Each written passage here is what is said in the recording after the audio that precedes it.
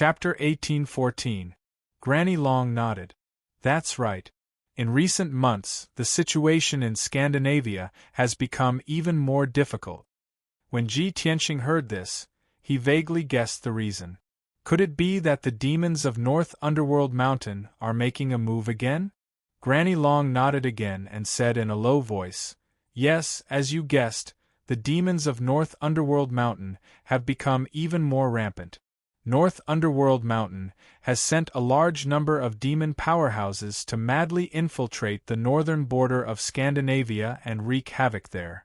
Those demon powerhouses have wantonly assassinated the generals of the border and destroyed the border cities. They have coordinated from the inside and the outside, allowing a large number of demon troops to sneak into Scandinavia and wantonly slaughter the people at the border. Ji Tianqing immediately frowned, and his expression and eyes became gloomy. Damn demons! How dare they so brazenly invade Luoshui Scandinavia? Granny Long nodded slightly and said in a resentful tone, According to the information we received, your previous conjecture is completely correct. North Underworld Mountain has been accumulating strength for thousands of years and has accumulated a strong foundation and strength. They have long been ambitious. Moreover, in recent years, North Underworld Mountain has a new leader, and many powerhouses and forces have united, so they can't wait to invade. In just a few months, dozens of cities at the northern border have been destroyed, hundreds of generals and powerhouses have been assassinated, and tens of millions of people have been massacred. Now, the northern border has been plunged into chaos and slaughter, and countless people have lost their homes. Everyone is in a state of panic. Ji Tianqing frowned and asked, Doesn't Scandinavia have the corresponding countermeasures? Haven't they taken any action? Of course they have. Granny Long quickly shook her head and explained, Since the border was attacked, I have sent a few divine envoys to the major empires. In these few months, the major empires have conscripted armies to the border to resist the demon invasion. However, the northern border is vast, and the defense line is too long, so it is difficult to make it watertight. The demon powerhouses are very sinister and cunning, and they can use all kinds of schemes and tricks to infiltrate the border defense line and sneak into Scandinavia. At this point, Granny Long sighed helplessly. The demon race's methods are hard to guard against, and the armies of the various countries are unfamiliar with the demon race, so they don't know how to deal with them. Over the past 4 months, the armies of the various countries had also suffered heavy casualties. Many experts and generals had even lost their lives. When the Divine Master received the news, he sent 2 of his most trusted experts to North Underworld Mountain to investigate the situation. Unfortunately, after the 2 martial saints entered the North Underworld Mountain, they were soon exposed, and the information obtained is also very limited. Ji Tianqing immediately understood that the news about the unification of the North Underworld Mountain that Granny Long had mentioned was most likely obtained by the 2 martial saints. He frowned and thought for a moment, then said in a solemn tone, Granny, since the war at the border is urgent and everyone is helpless against the demons, then let me go to the border to provide support. Inform the generals of the other empires as soon as possible and ask them to cooperate with me. I'm confident that I'll be able to unravel the evil race's scheme very soon. Hearing him say this, Granny Long suddenly showed a bitter smile and quickly shook her head. Sigh. This old woman had already guessed that you would take the initiative to volunteer after hearing the news. But this old woman will never allow you to go to the border and personally participate in this war. You are the #1 genius of the continent, the #1 God's disciple of Luotian Mountain, and also Yun Yao's husband. No matter what, this old woman can't let you take the risk, otherwise, I won't be able to answer to Yun Yao and the Divine Master. Ji Tianqing frowned and said, But I know the demons very well. Perhaps only I can resolve this crisis. Granny Long quickly nodded and said, That's right, this old woman believes that you have this ability, so I summoned you to discuss this matter. But no matter what, this old woman can't send you to the border to participate in the war. Ji Tianqing was suddenly in a dilemma. After a moment of silent consideration, he made up his mind and said, "If that's the case, then I can only use other methods to help Scandinavia resolve this crisis." Granny Long's eyes became bright, revealing a look of deep expectation. "What method do you have?" Ji Tianqing said in a serious tone. "I know the demons very well. Later I will record all the information and secrets about the demons in a jade slip and give it to you. For example, the bloodline of the demons, their special talents and divine abilities, their usual tricks and secret techniques, and how to prevent and resist the demons." After hearing this, Granny Long's spirit was suddenly lifted, and she quickly nodded and said, "Good. This is a very good method. We don't need to send you to the border to participate in the war, and we can resolve the demons' conspiracy as soon as possible." Ji Tianqing didn't waste any time, and quickly took out a jade slip, and used his divine sense to input the information in it. He listed all the secrets he knew, and all kinds of information about the demons, and recorded them in the jade slip. After a full hour, he finished recording all the relevant information. Although the information was more than 20,000 words, he listed it clearly, and understood it at a glance. After finishing, Ji Tianqing handed the jade slip to Granny Long and said in a serious tone, "Granny, this is all the information I have, and recorded more than 100 methods to deal with the demons. This record, we will temporarily call it the Demon Resisting Record. I hope you can distribute this record to the generals of the various countries, so that the soldiers can understand the situation as soon as possible. If we want to resist the demons' invasion and destroy their conspiracy, we can't just rely on a few experts, we must have a united will, and 10,000 hearts." Granny Long took the jade slip with a solemn expression and put it away. Then she said in a serious tone, "Demon Resisting Records, a very good name. This old woman will send it to the army as soon as possible so that the 3 armies can read it. In addition, this old woman thanks you on behalf of the Divine Lord and all the people of the Divine Kingdom for your generosity. You can selflessly publish the secrets and information you know. This is the honor of the Divine Kingdom's people, and the Luo River Divine Kingdom will always remember your kindness." After saying this, Granny Long stood up, and solemnly bowed to Ji Tianqing to express her gratitude. Ji Tianqing quickly reached out to support her, and said in a sincere tone, "Granny, you don't have to thank me, please get up. Now that I am the #1 God's disciple of the Luo River Divine Kingdom, helping the Divine Kingdom to resist the demons is my duty. What's more, I have an irreconcilable hatred with the demons. Even if they don't invade the Divine Kingdom, I will find a way to destroy them." Although he said this, Granny Long was still very grateful, and was very touched. After a while, the two of them reached an agreement on the matter of the demons in the North Underworld Mountain.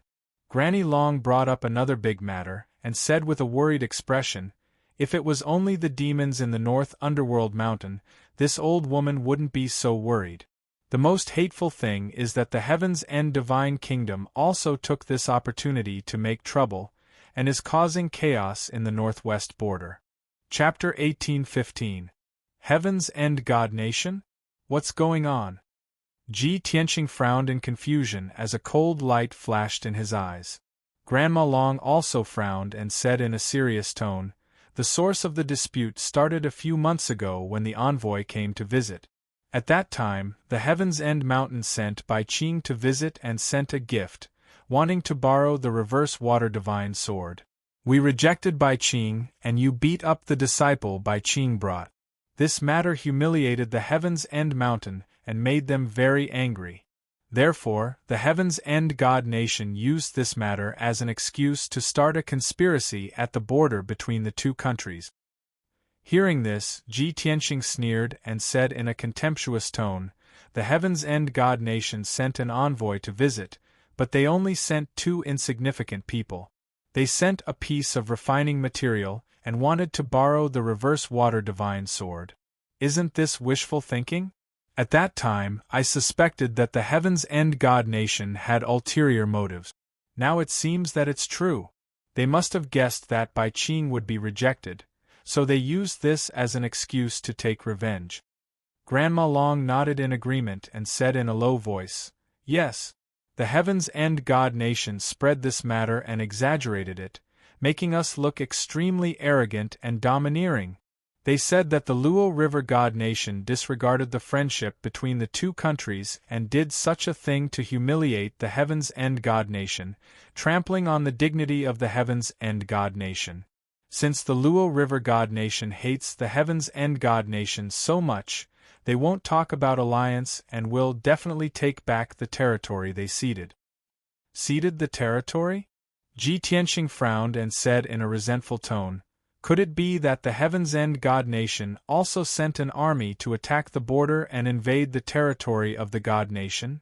Grandma Long shook her head and said, "Not yet, but the Heaven's End God Nation has shown signs that they might do so in the future. The main conflict now is centered on the few resources at the border. Those resources are located at the border between the two countries, and there was a dispute before. Later, after the two God Lords discussed, the two sides reached an agreement to divide and rule. Now, the Tianju Divine Nation wants to break the agreement and take back all the resources that belong to our country." "Ha ha, what a shameless act of banditry!" Ji Tianxing suddenly sneered, his face full of disdain. Granny Long continued, "The place with the most intense conflict is the largest mine in the country, the Sunset Divine Mine. The Divine Mine was also located at the western border, at the border between the two countries. That was the largest mineral vein in the country. Every year, it could produce a huge amount of gems and ores to supply the cultivation needs of the God Kingdom. However, the Heaven Absolute Divine Nation came with great momentum and wantonly annexed the Sunset Divine Mine, wanting to take the entire Divine Mine away. After the incident, the generals guarding the Divine Mine resisted with all their might and even mobilized a few armies to support them. Only then were they able to stop the invasion of the Heaven Extinction Divine Nation. However, the people of the Heaven End Divine Nation were shameless enough. On the surface, they occupied the mine and refused to return it. In the dark, they even sent out experts to use divine abilities and secret techniques to secretly steal the resources of the mine. The loss of the Sunset Divine Mine was so great that it had alarmed the Divine Master. The Divine Master ordered me to help Saint Emperor Chong Yun to take back the lost land and guard the Sunset Divine Mine." After listening to Granny Long's explanation, Ji Tianxing realized that the situation was so serious. The bastards of the Heaven Absolute Divine Nation are indeed ambitious. Not only did they snatch the few precious resources, they even dared to touch the Sunset Divine Mine. The Sunset Divine Mine is the lifeline of the God Kingdom. Once it is lost, the cultivation resources supplied to the God Kingdom will be sharply reduced by 60%. It will be a great blow to the God Kingdom.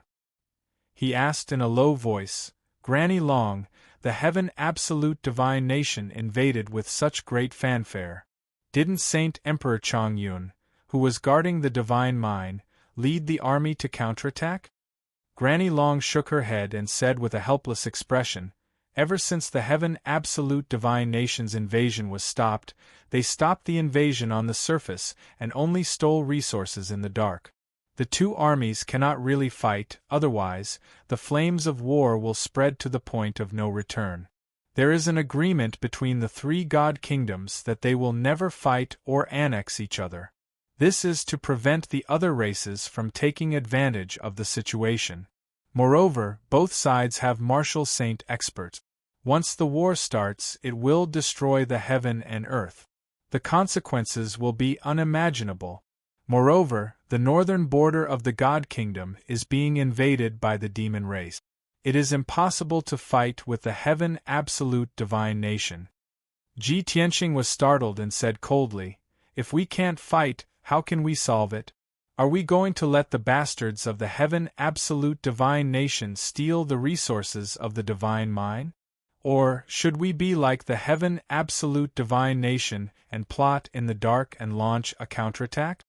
Granny Long nodded and said with burning eyes, "The heaven absolute divine nation is too much. How can we swallow this insult and let them do as they wish?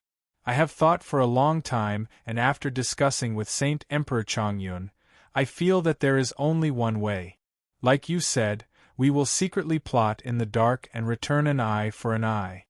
Ji Tianxing nodded slightly and said in a joking tone, "I understand. The two god kingdoms can only fight in the dark and can't fall out openly." Granny Long nodded and said, "That's right, that's what I mean. The divine lords can't show up, the martial sages can't take action, and even the god envoys of the Luotian mountain can't participate in the operation. We can only send out ordinary experts and launch a counterattack in the dark. But what gives me a headache is that our tribulation-passing experts are far inferior to the other side. The plan to counterattack in the dark has been going on for more than half a month, but the results are minimal. The experts of the Heaven Absolute Divine Nation are still stealing resources, and the Sunset Divine Mine is losing ore veins every day." Ji Tianxing said decisively, "Granny Long, I can listen to your opinion and not go to the northern border to resist the demon race. But I have decided to go to the Sunset Divine Mine to resist the invasion of the Heaven Absolute Divine Nation and destroy their conspiracy. Although the matter of Bai Qing's visit was a conspiracy of the Heaven Absolute Divine Nation, it was caused by me. But this matter started because of me, so I can't stay out of it."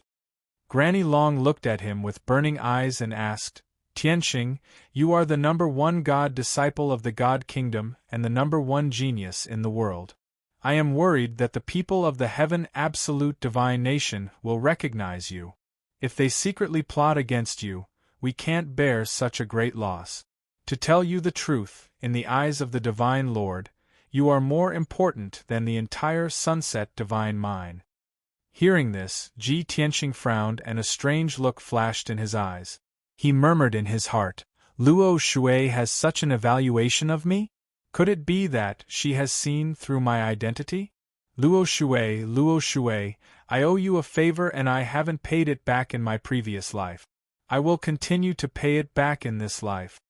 Thinking of this, he made up his mind and said with certainty, "Granny Long, don't worry. If the people of the Heaven Absolute Divine Nation don't recognize me, it will be convenient for me to take action.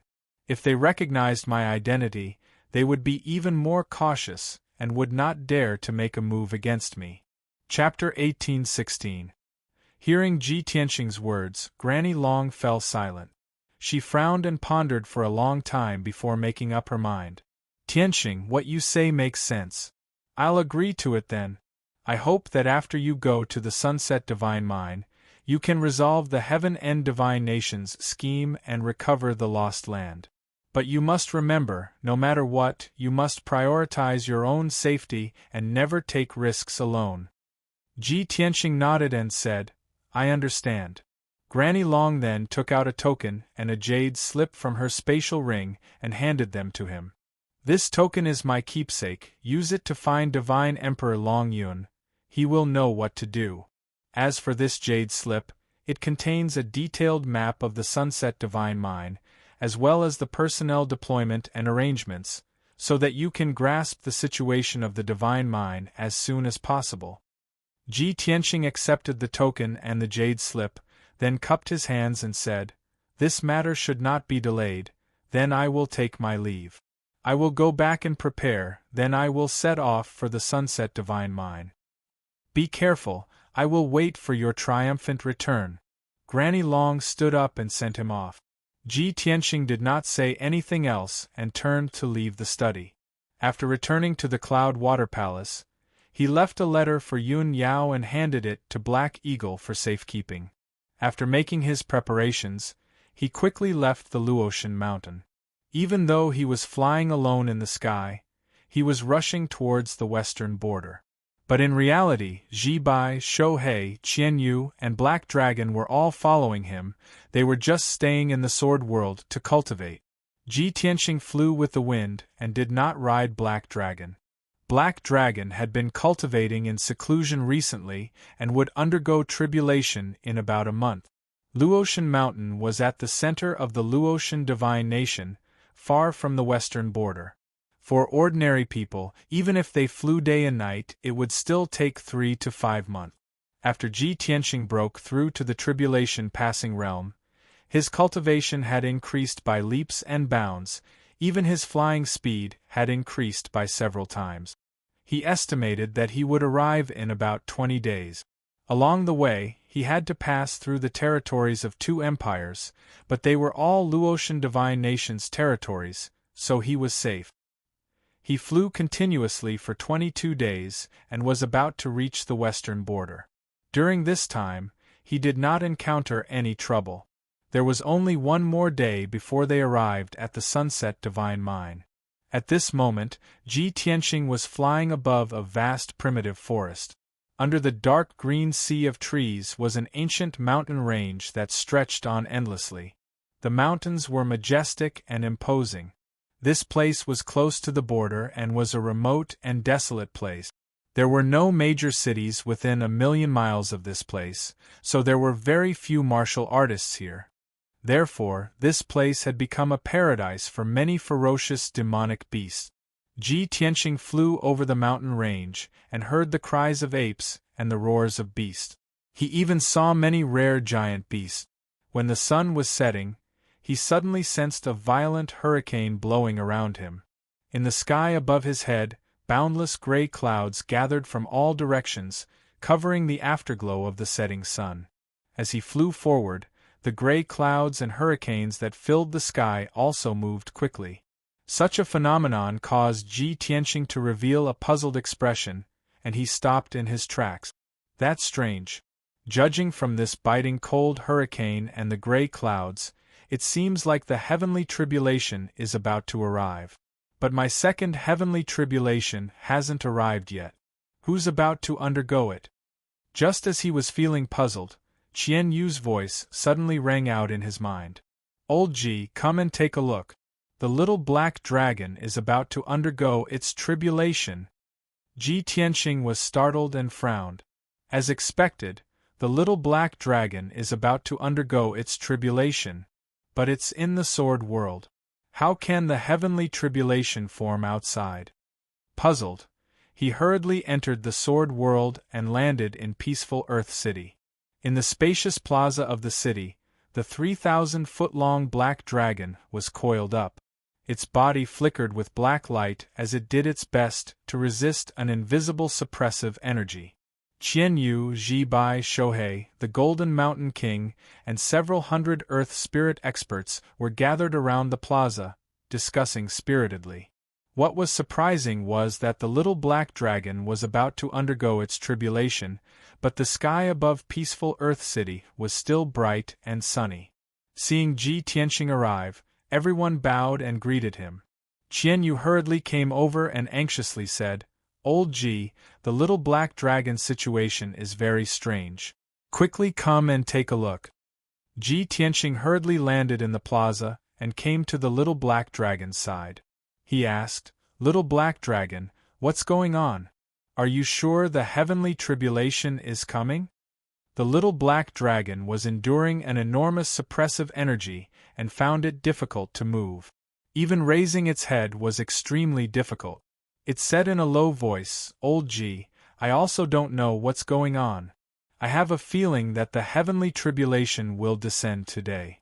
Now that the heavenly tribulation has arrived, I am being suppressed by the vast heavenly might, but there are no tribulation clouds in the sky. How strange!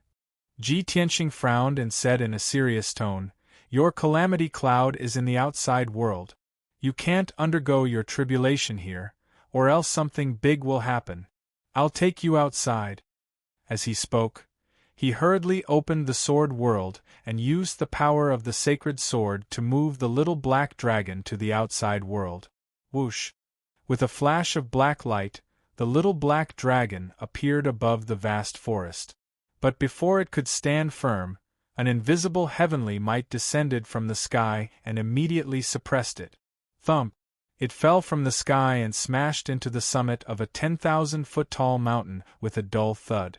A deep pit was smashed into the summit and thousands of towering trees were smashed to pieces, sending mud and wood splinters into the air. At the same time, the fierce winds in the world became even more violent.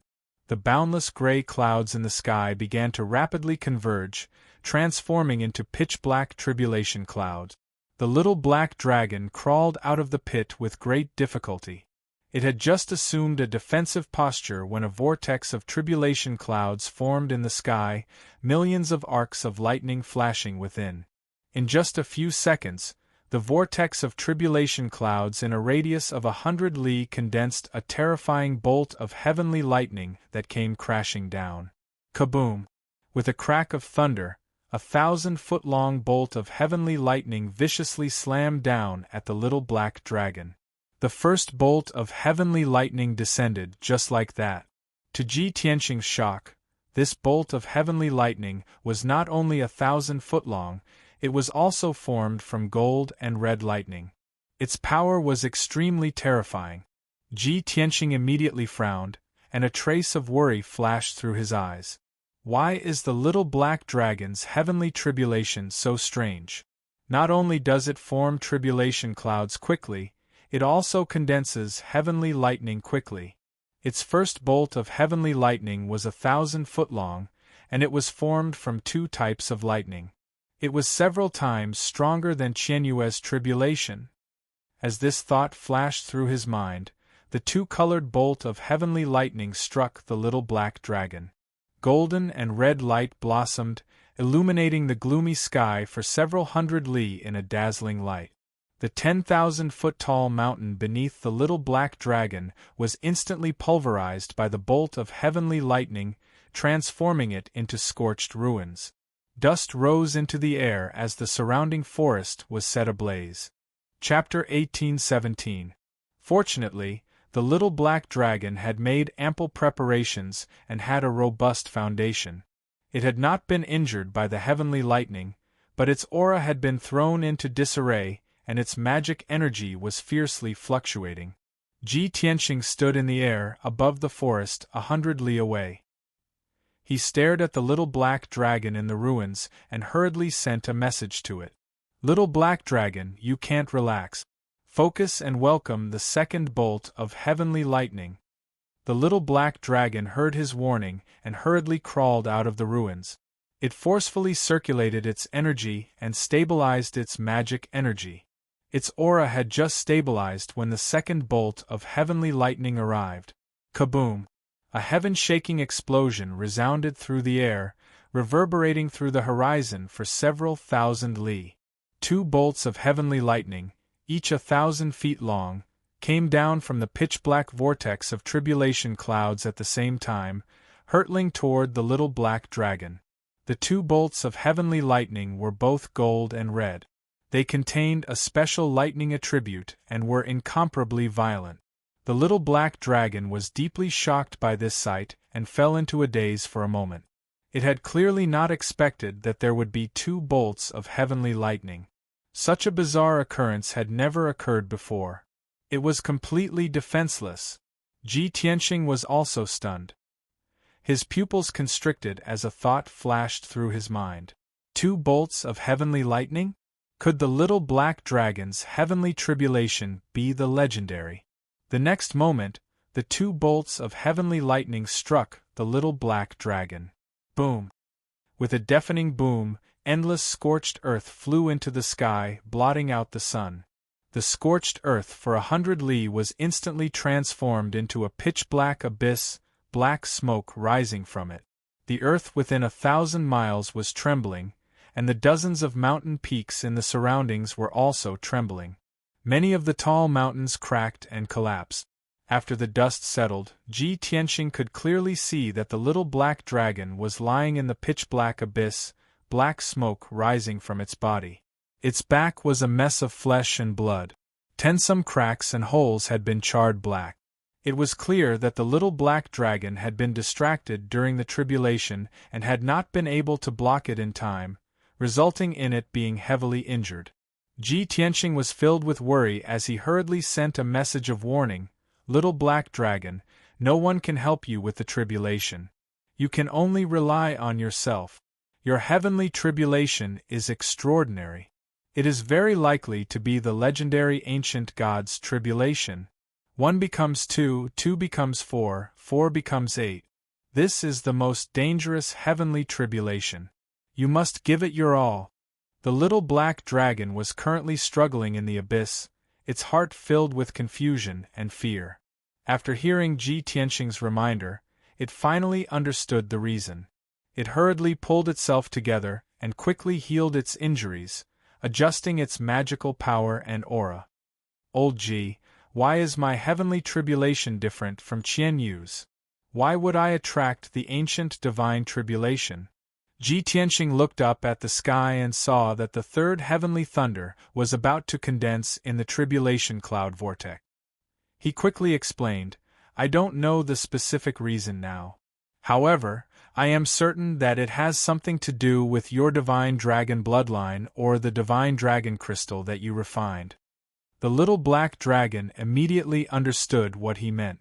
If it wasn't for the fact that its divine dragon bloodline was special and had attracted the ancient divine tribulation, then it was definitely because of the divine dragon crystal. That mystical dragon crystal was the legacy crystal of an ancient mystical dragon. That mystical dragon had already reached the deity realm when it was alive. Very quickly, the third heavenly thunder descended. The situation was just as Ji Tianqing had predicted. 4 pillars of lightning descended from the tribulation cloud vortex at the same time. Each pillar of lightning was gold and red, and they were twice as powerful as before. The little black dragon's eyes were extremely grave. Without hesitation, it roared and transformed into its 10-kilometer-long divine dragon body. Rhea. As it roared, its body erupted with black light that condensed into a 10-kilometer-wide barrier that protected its body. Reverse dragon veils the heavens. The pitch-black barrier seemed almost tangible, exuding a mysterious and powerful aura. However, even the barrier seemed rather fragile in the face of these 4 terrifying heavenly thunders, unable to withstand a single blow. Boom! Crack! With a crisp explosion, the pitch-black barrier collapsed, transforming into millions of shards of black light that scattered in all directions. 4 dazzling heavenly thunders pierced through the shards and simultaneously struck the little black dragon. The pitiful little black dragon was once again blasted into the pitch-black abyss. The abyss expanded to a radius of 200 kilometers, unleashing shockwaves of lightning and fire that burned the surrounding forest to ash. The earth for 1,000 kilometers fiercely swayed, and massive gullies appeared in the ground. Some mountains collapsed, and large swathes of forest were destroyed. The little black dragon was struck by the 4 heavenly thunders, and wounds appeared on its massive body and 5 dragon claws. Several hundred dragon scales fell from its body, and large droplets of dragon blood sprayed out. Its injuries were even more severe, and it appeared to be in a rather sorry state. Fortunately, the pitch-black barrier had neutralized 40% of the heavenly thunder's power. Although its injuries had worsened, it had not lost its ability to resist. It quickly gathered its energy and flew out of the abyss. After the first 3 heavenly thunders, the tribulation cloud vortex began to change. Using this chance, the little black dragon left the abyss and flew 100 kilometers away. 30 seconds later, the massive tribulation cloud vortex was covered in a layer of dark purple. The 4th heavenly thunder finally descended. Boom! Crack! 2,000-foot-long heavenly thunders exploded from the tribulation cloud vortex. Each heavenly thunder had 3 colors, consisting of purple, gold, and red lightning. Its power was 3 times greater than before. Upon seeing this, Ji Tianqing's pupils constricted as he muttered to himself, as expected, it's the ancient divine tribulation. There's no mistaking it. The first 3 heavenly thunders were 1, 2, and 4 heavenly thunders. The middle 3 heavenly thunders were 2, 4, and 8 heavenly thunders. The final 3 heavenly thunders were said to be 4, 8, and 16 heavenly thunders. It was the number 1 forbidden tribulation of the ancient era. At the same time, the little black dragon used a secret art. Its massive body curled up into a ball. 5 colored lights surged out of its body, forming a shield around its body to protect it. Boom! With a massive boom, the 5-colored shield was shattered by the 2 heavenly thunders. The little black dragon was also smashed into the ground, its injuries even more severe. Dragon blood gushed out of its body, and many of its dragon scales fell off. The 100-kilometer stretch of forest beneath it was also reduced to scorched earth and ruins. But the little black dragon was extremely tenacious. Enduring its pain, it quickly regrouped. Before long, the 5th heavenly thunder descended. 4 heavenly thunders shot out of the tribulation cloud vortex and blasted at the little black dragon. The little black dragon calmly took out an ancient bronze compass and poured all its dermic energy into it. Buzz!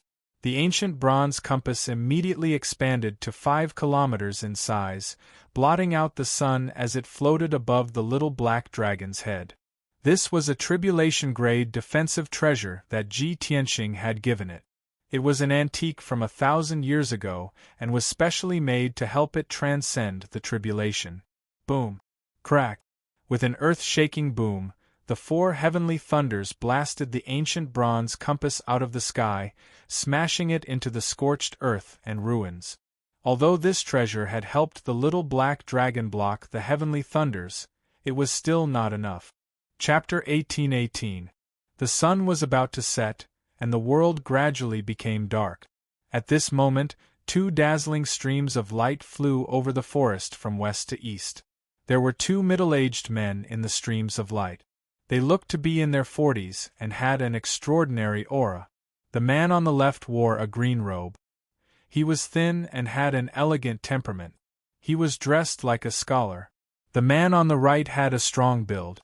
He wore a black robe and a large black cloak.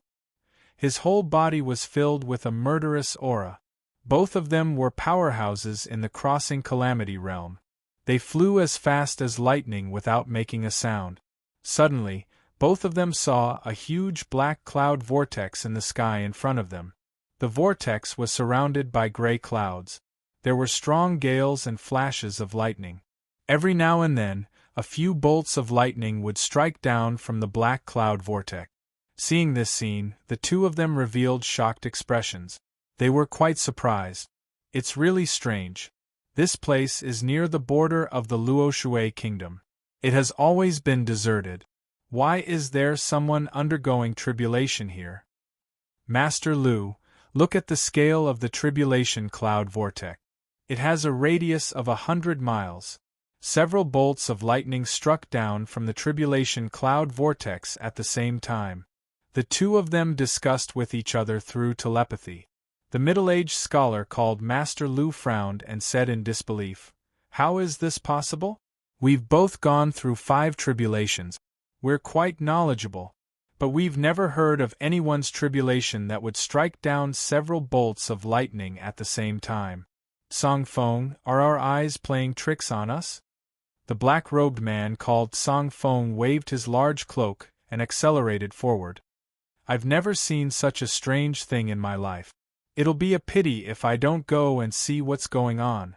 Master Lu quickly followed and reminded him through telepathy, "Song Feng, the tribulation is so strange.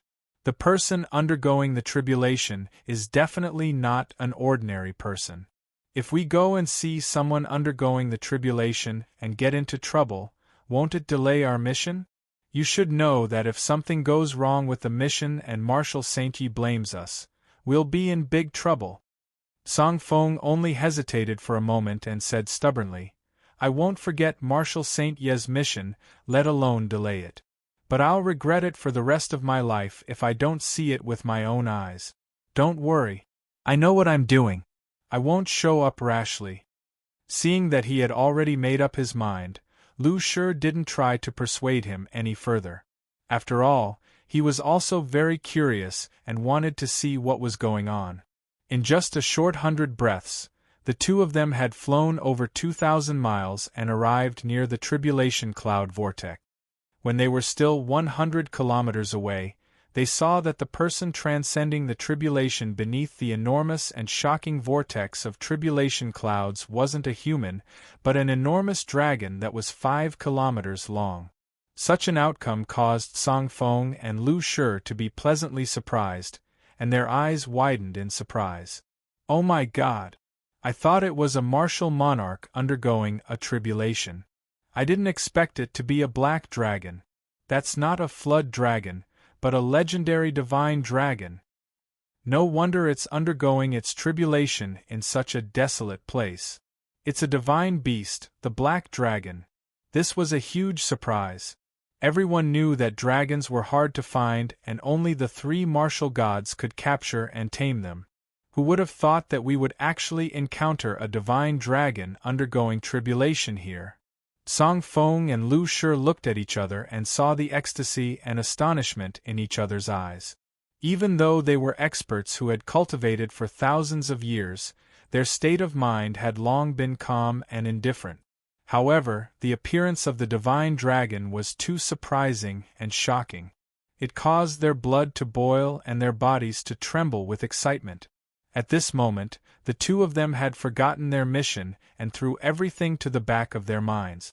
The same thought appeared in their minds at the same time.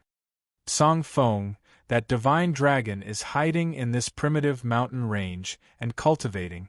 It hasn't been discovered by the Luoshui divine nation until now.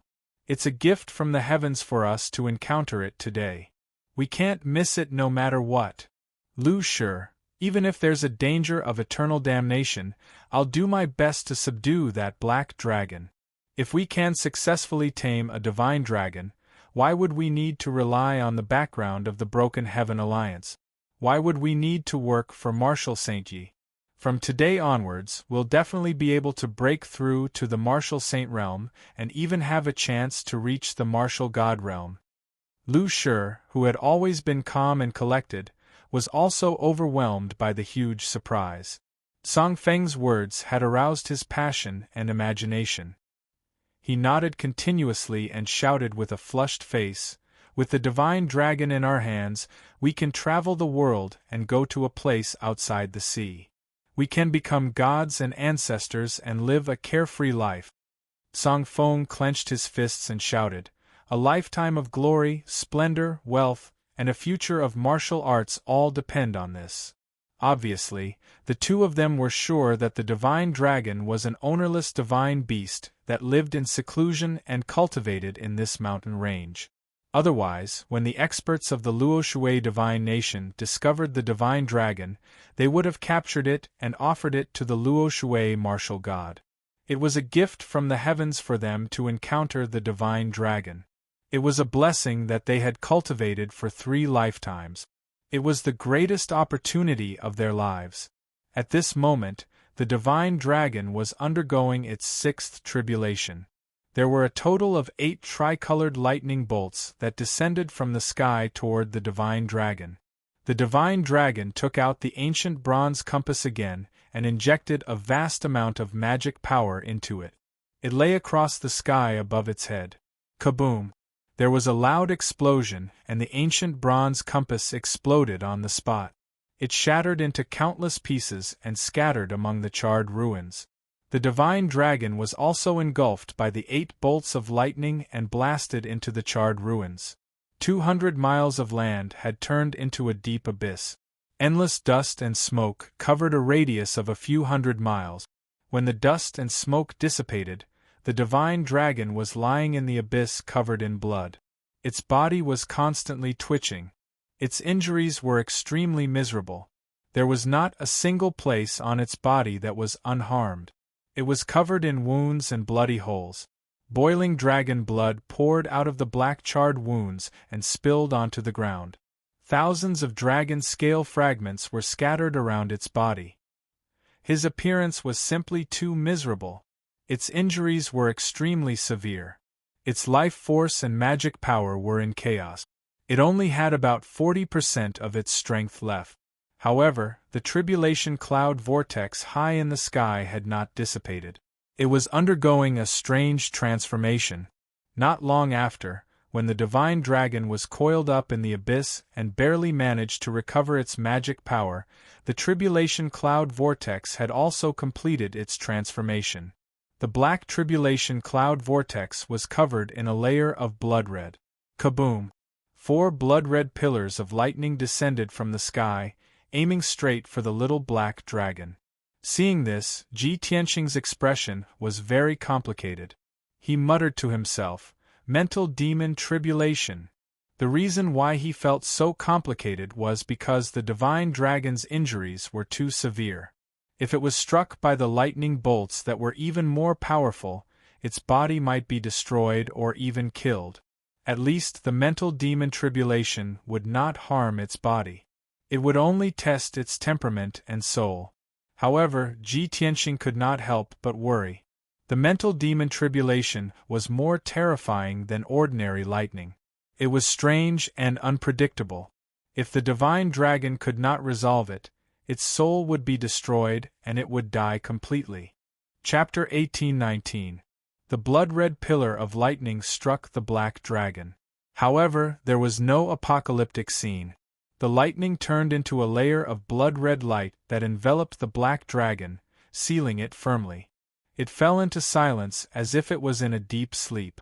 No one knew what kind of test and calamity it was going through, and whether it could survive it successfully. On a mountain peak 200 miles away, Master Lu and Song Feng stood on the mountain peak, staring at the black dragon with anticipation. As expected of a divine dragon, the heavenly tribulation it triggered is different from ours. It's so special. Master Lu, when the black dragon finishes its tribulation, let's make a move immediately. We can't let it escape. The two of them were secretly accumulating their dermic powers, ready to launch a thunderous attack at any time to snatch the black dragon. Lu Shi was a more composed person. He released his spiritual perception and scanned the surroundings to check on the situation. His divine sense covered a radius of more than 100 miles. After checking carefully, he was completely at ease. Other than the two of us and the black dragon, there are no other powerhouses or demon beasts within a radius of 150 miles. There are also no formations or traps. We can rest assured. Song Feng glanced at him and chuckled. Master Lu, aren't you being too cautious? This place is deserted. There's not even a shadow. How could anyone come here? Master Lu said indifferently, "It's better to be safe than sorry. It's never wrong to be cautious." After saying that, the two of them stopped talking and waited patiently for the black dragon to finish its tribulation. However, they did not know that on a mountain peak 200 miles away to their east, a white-robed youth was also waiting for the black dragon to finish its tribulation. Unknowingly, an hour had passed. The setting sun had completely disappeared, and the world became dark. Night was about to arrive. At this moment, the tribulation cloud vortex in the sky finally dissipated. The blood-red light shield that enveloped the black dragon also collapsed with a series of cracking sounds. After the blood-red light dissipated, the black dragon opened its eyes and regained its freedom of movement. It seemed to have experienced great fear. Its body was still trembling as it panted heavily. A complicated look flickered in his large dragon eyes, constantly changing. No. How could this be? This is impossible. The dragon clan is noble. It's definitely not a criminal. It muttered hoarsely, its tone filled with grief, indignation, and unwillingness. However, the tribulation cloud vortex high up in the sky turned into a ball of sacred golden light that descended from the sky and enveloped it. Boundless divine power poured into its body, calming it down immediately. This divine golden light was a reward given by the heavens to those who had survived the heavenly tribulation. It had a miraculous effect that could quickly heal injuries and increase one's strength. The black dragon had undergone the primordial divinity tribulation, so the divine light reward he received was even more extraordinary. The surging divine power entered its body and healed all of its injuries at an incredible speed, replenishing the magic power it had consumed. Its strength and aura were also skyrocketing. 100 breaths of time passed, and the divine golden light was completely absorbed. The black dragon's injuries were all healed, and its body was in perfect condition. Its strength had also increased by about 6 times. Presently, it had finally broken through to the first level of the tribulation stage. It opened its deep eyes, and there was no longer anger and panic in its eyes. Instead, it became very calm and composed.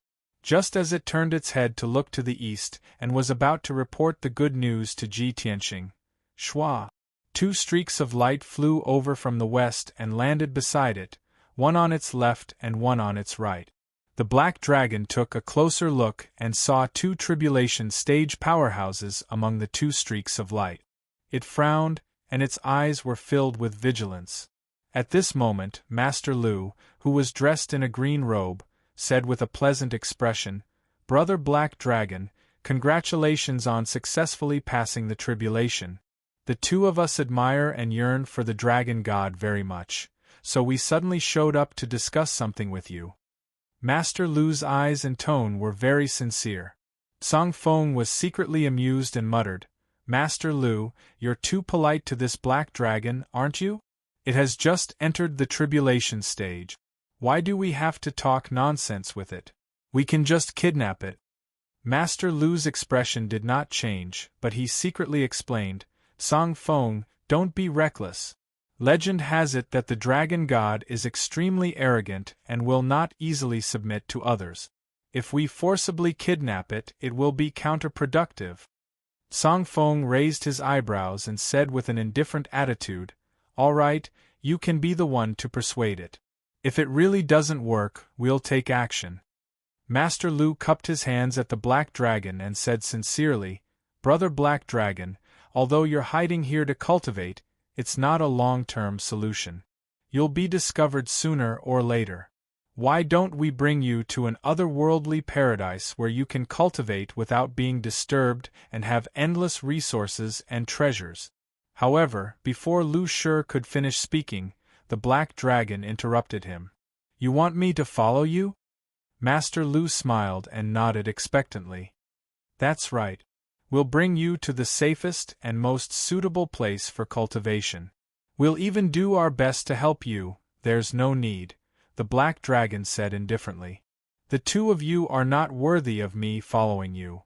The black dragon was a taciturn person and was not good with words. It could see Master Lu and Song Feng's intentions and did not have a good impression of them. Therefore, it was even more direct with its words. Lu Shi was stunned, and an awkward expression appeared on his face. Song Feng could not suppress the anger in his heart. He sneered and said, "Ha ha ha! No wonder Master Lu said that divine dragons are extremely arrogant. It seems that it's true. However, this little black dragon really doesn't know what's good for you. Now, it's not up to you whether you want to follow us or not. If you know what's good for you, you'd better submit to us obediently so that you won't have to suffer more physical pain. Don't try to resist. With your strength in the first stage of the tribulation stage, you're definitely no match for us." As he said that, Song Feng swung his large black cloak and revealed the treasured saber at his waist. His whole body emitted a strong and domineering aura. The black dragon was obviously stunned. Then, it showed a sympathetic look and said in a strange tone, "The 2 of you, are you sure you want to fight?" Master Lu frowned and a strange look flashed in his eyes. He thought to himself, "This black dragon is so calm. Could it be that it has helpers or backers?" Song Feng misunderstood and thought that the black dragon was afraid. He laughed confidently and said, "Ha ha ha! Now you're afraid? Then what are you waiting for? Why don't you submit to us?" When he heard that, the black dragon stared straight at him. His eyes were filled with pity, as if he was looking at an idiot. At the same time, a handsome figure came to the scene silently and appeared behind Song Feng and Master Lu. "How dare you poach me in front of me? You don't take me seriously at all." A cold and indifferent voice suddenly sounded in the night sky. Master Lu and Song Feng were shocked. They quickly turned around and saw a young man in a white robe standing in the night sky thousands of feet away. Chapter 1820. Song Feng and Master Lu's expressions turned gloomy. Both of them held their sword hilts and looked at the white-robed young man warily. "Who are you?" Master Lu frowned and asked. Song Feng licked the corner of his mouth and said in a sinister tone, "Kid, everything has to be first come, first served. We were the first to discover this black dragon. If you want to interfere, you have to consider whether you are powerful enough." Ji Tianqing's sneer deepened as he said in a playful tone, "First come, first served? The black dragon is my war pet." Hearing those words, Lu Shi's face immediately darkened and a deep frown appeared on his forehead. Although he was eager to get the black dragon, it was a divine beast with a master. His instincts made him want to give up and back down. But before he could say anything, Song Feng sneered, "Haha, do you think it is just because you say so? Who can prove it for you? Besides, even if the black dragon is really your war pet, so what? A good bird chooses a good tree to nest in. Only the two of us are worthy to be its master. Boy, we must get the black dragon. If you know what's good for you, you'd better leave, and we can pretend nothing happened." Apparently, the temptation of the black dragon had blinded Song Feng's conscience and made him lose his mind. Ji Tianqing sneered and said mockingly, "So, you are going to rob me openly?" As he said that, he accumulated magic power in his body and his aura surged. Master Lu sensed that something was wrong and he quickly said, "Song Feng, don't be rash. The black dragon is already owned. It is unwise to rob it openly. This boy has reached the crossing calamity stage at such a young age and owns a divine dragon. He is not an ordinary person. He must have a powerful background. Before Teacher Lu could finish speaking, Song Feng interrupted him and shouted in a low voice, "Teacher Lu, this is the Luoshui Kingdom, not the Heaven End Kingdom. What are you afraid of? Encountering a black dragon is the biggest opportunity in our lives. If we miss this opportunity, we will regret it for the rest of our lives. Don't hesitate. Let's kill that brat and tame that black dragon together." Then, with a clang, he pulled out his treasured saber and slashed out a 300-meter-long saber light towards Ji Tianqing at lightning speed. Mountain Breaker. The 300-meter-long dark golden saber light slashed toward Ji Tianqing with an unstoppable force. Its power was terrifying. Ji Tianqing's eyes flashed with murderous intent as he sneered, "As expected, you're blinded by greed. Since you're so eager to die, I'll fulfill your wish." As he spoke, he raised his right hand and blasted out a silver fist light that smashed towards Song Feng. Star-shattering fist. Boom. The sword radiance and the fist radiance collided, and a loud, muffled sound erupted, spreading across the sky for hundreds of miles.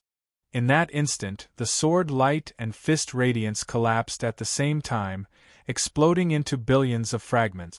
Hundreds of miles of the night sky were illuminated as if it were daytime. The raging shockwave fiercely hit Song Feng and forced him to retreat 3,000 meters. Master Lu hurriedly pulled out his sword and cast a spell to unleash a sky full of sword radiance toward Ji Tianqing. However, the black dragon met the attack head-on, twisting its 10-mile-long body and sweeping away all the sword radiance in the sky. The two of them were entangled, each using their own unique skills to fight in the night sky. Song Feng was only slightly injured. He was shocked and angry as he swung his sword to attack again. "Brat, I underestimated you just now. But now, you don't have the chance." Song Feng shouted angrily as his body lit up with flames. He unleashed 100% of his magic power and slashed out a sky full of sword radiance. Swoosh! 36 dazzling giant swords were arranged in the direction of the Big Dipper star. They carried the mysterious power of the array and slashed toward Ji Tianqing. Ji Tianqing was fearless. His sleeves fluttered as he stood in the night sky, looking down at Song Feng. With his left hand behind his back, he raised his right hand and pointed to the sky. He shouted indifferently, "Sword, come!" Suddenly, a dazzling golden radiance lit up in the dark sky and fell from the sky like a meteor. In just a short moment, the dazzling golden radiance descended on the mountain range. It turned out that the dazzling golden radiance was a giant golden sword that was thousands of feet tall. The giant sword was formed by the astral fire and contained a violent power that could destroy the world. Slash! Ji Tianqing shouted coldly as he waved his right hand and pointed at Song Feng in front of him. Before Song Feng could even react, the 3 kilometers long sword had already struck him in the head. Bam! A deafening explosion erupted and reverberated through the heavens, shaking everything within 800 miles. The giant golden radiance sword instantly shattered Song Feng's magic power shield and smashed it into pieces. Even his divine soul was destroyed. Then, the giant sword hit the ruins below. A pitch-black abyss with a radius of dozens of miles and a depth of hundreds of miles was formed on the ground. The dazzling golden radiance flew into the night sky with endless dust and covered the sky. The violent and terrifying movement lasted for a long time before it dissipated. When the dust and golden radiance dissipated, Song Feng had disappeared completely. His physical body and divine soul had turned into powder and scattered in the abyss, returning to heaven and earth. Not far away in the sky, the Black Dragon and Master Lu stopped fighting temporarily. Master Lu saw with his own eyes that the golden sword fell from the sky and smashed Song Feng into pieces. He was so scared that his face turned pale and his heart skipped a beat.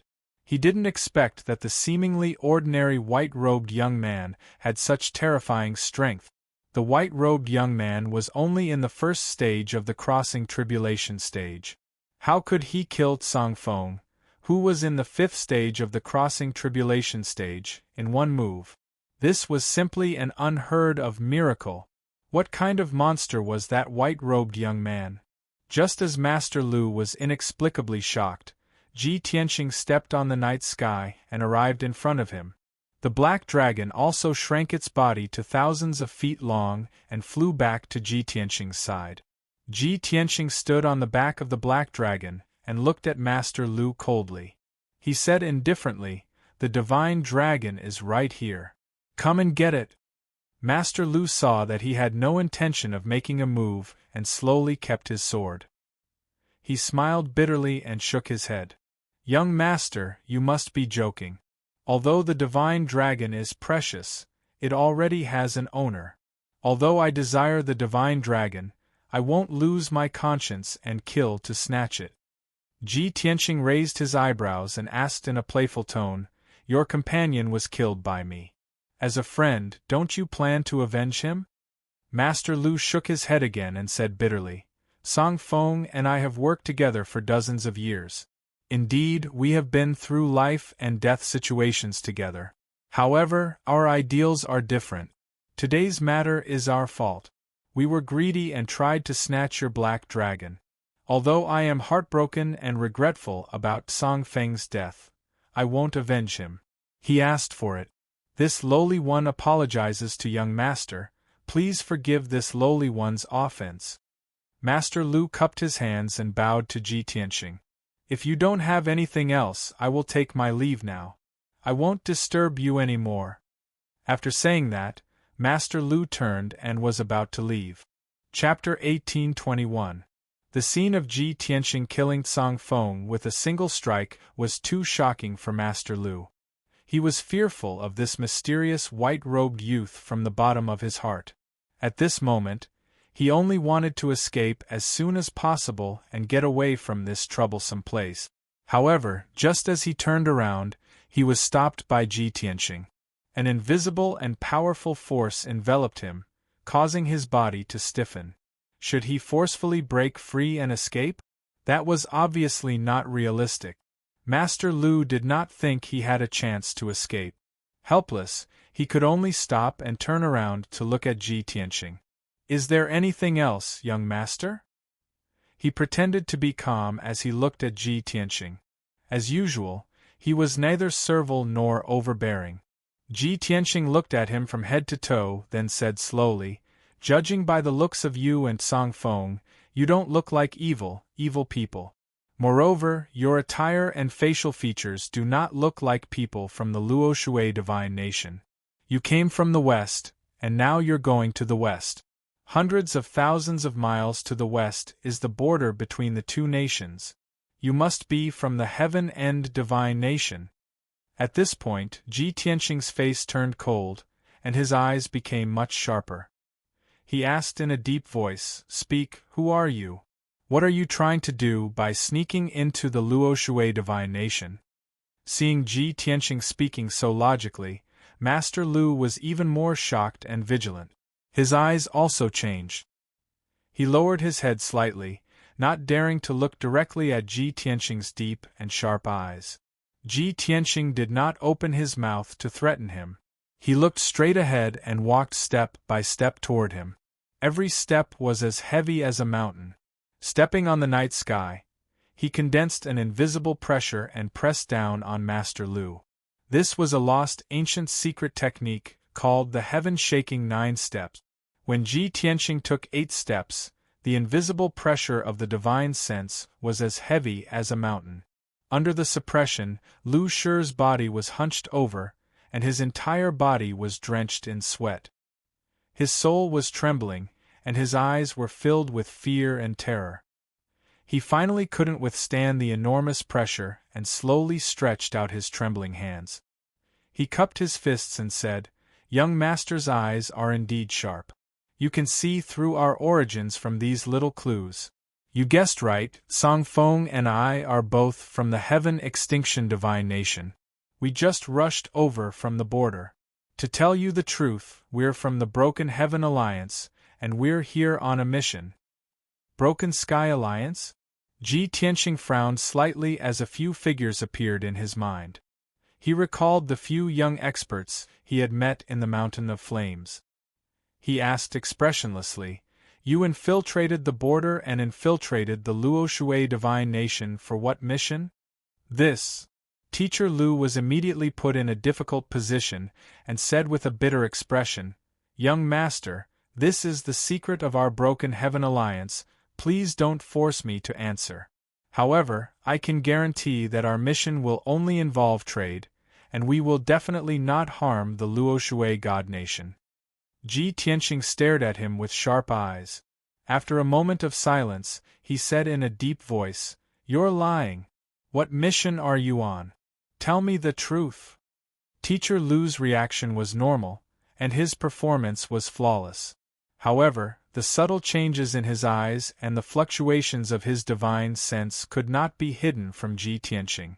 Teacher Lu was immediately filled with anxiety, and he hurriedly waved his hands and said, "Young master, I'm telling the truth. Our mission is only to deliver a secret letter to the Wind Moon City." Without waiting for him to finish his words, Ji Tianxing waved his hand, and a huge golden palm shot out, grabbing Lu Shi in its palm.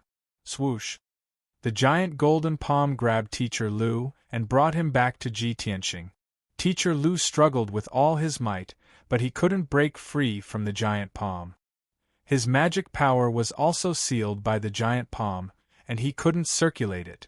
Ji Tianxing shouted with a cold expression, "Either you tell the truth, or you'll be buried with Song Feng." As he spoke, he gradually unleashed his power and used the giant golden palm to crush Teacher Lu.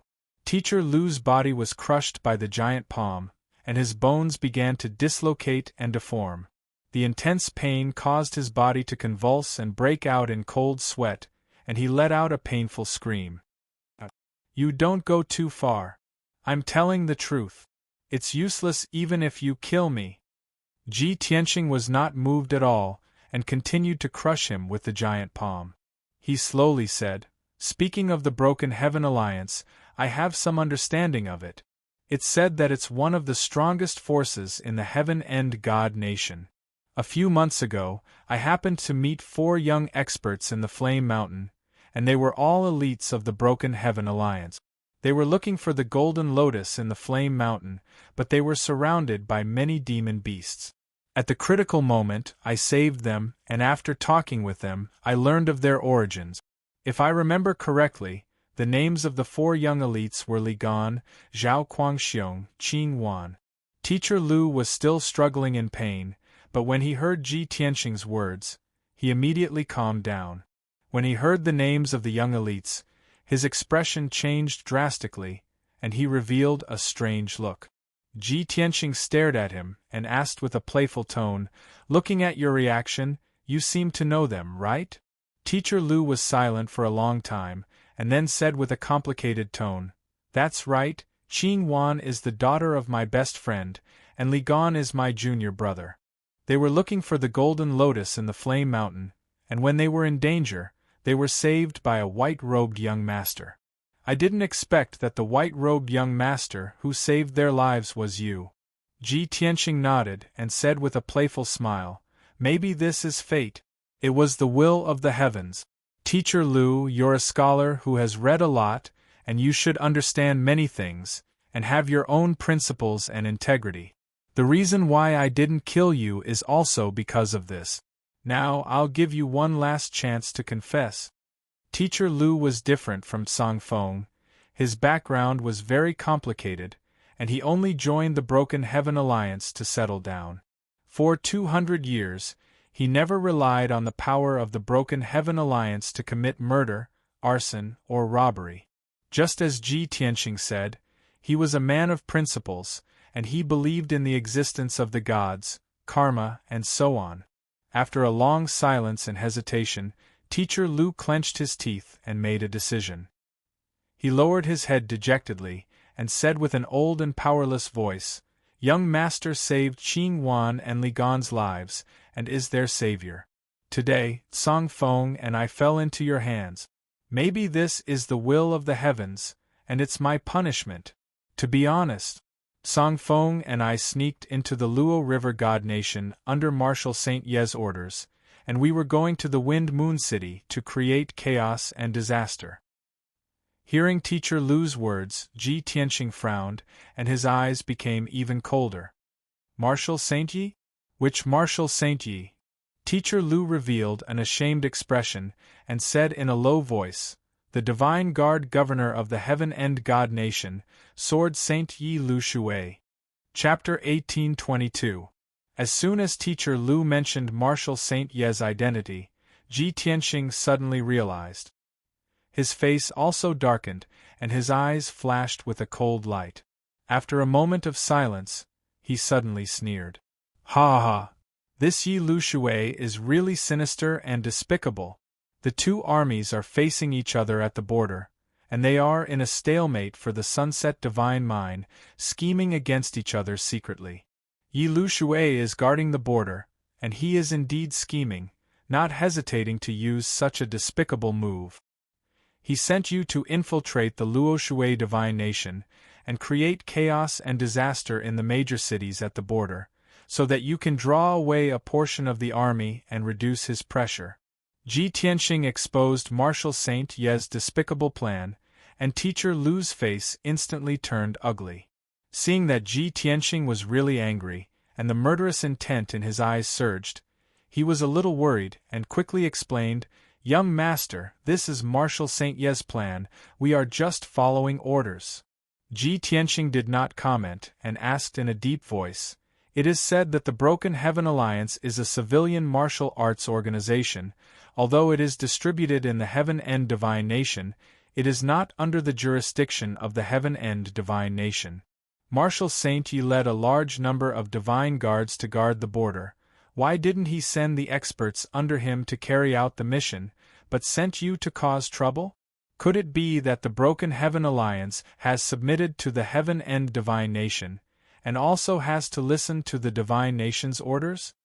Teacher Lu quickly shook his head, and said with a blank expression, "Young master, I don't understand this matter, and dare not speculate." Ji Tianxing also understood, with Teacher Lu's strength, he could only be considered an elite expert in the Broken Heaven Alliance, and could not be a branch leader or hall master with real power. He did not pursue this matter, and asked again, "Other than you and Song Feng, how many people did Marshal Saintji send to infiltrate the Luo Shui divine nation to cause trouble?"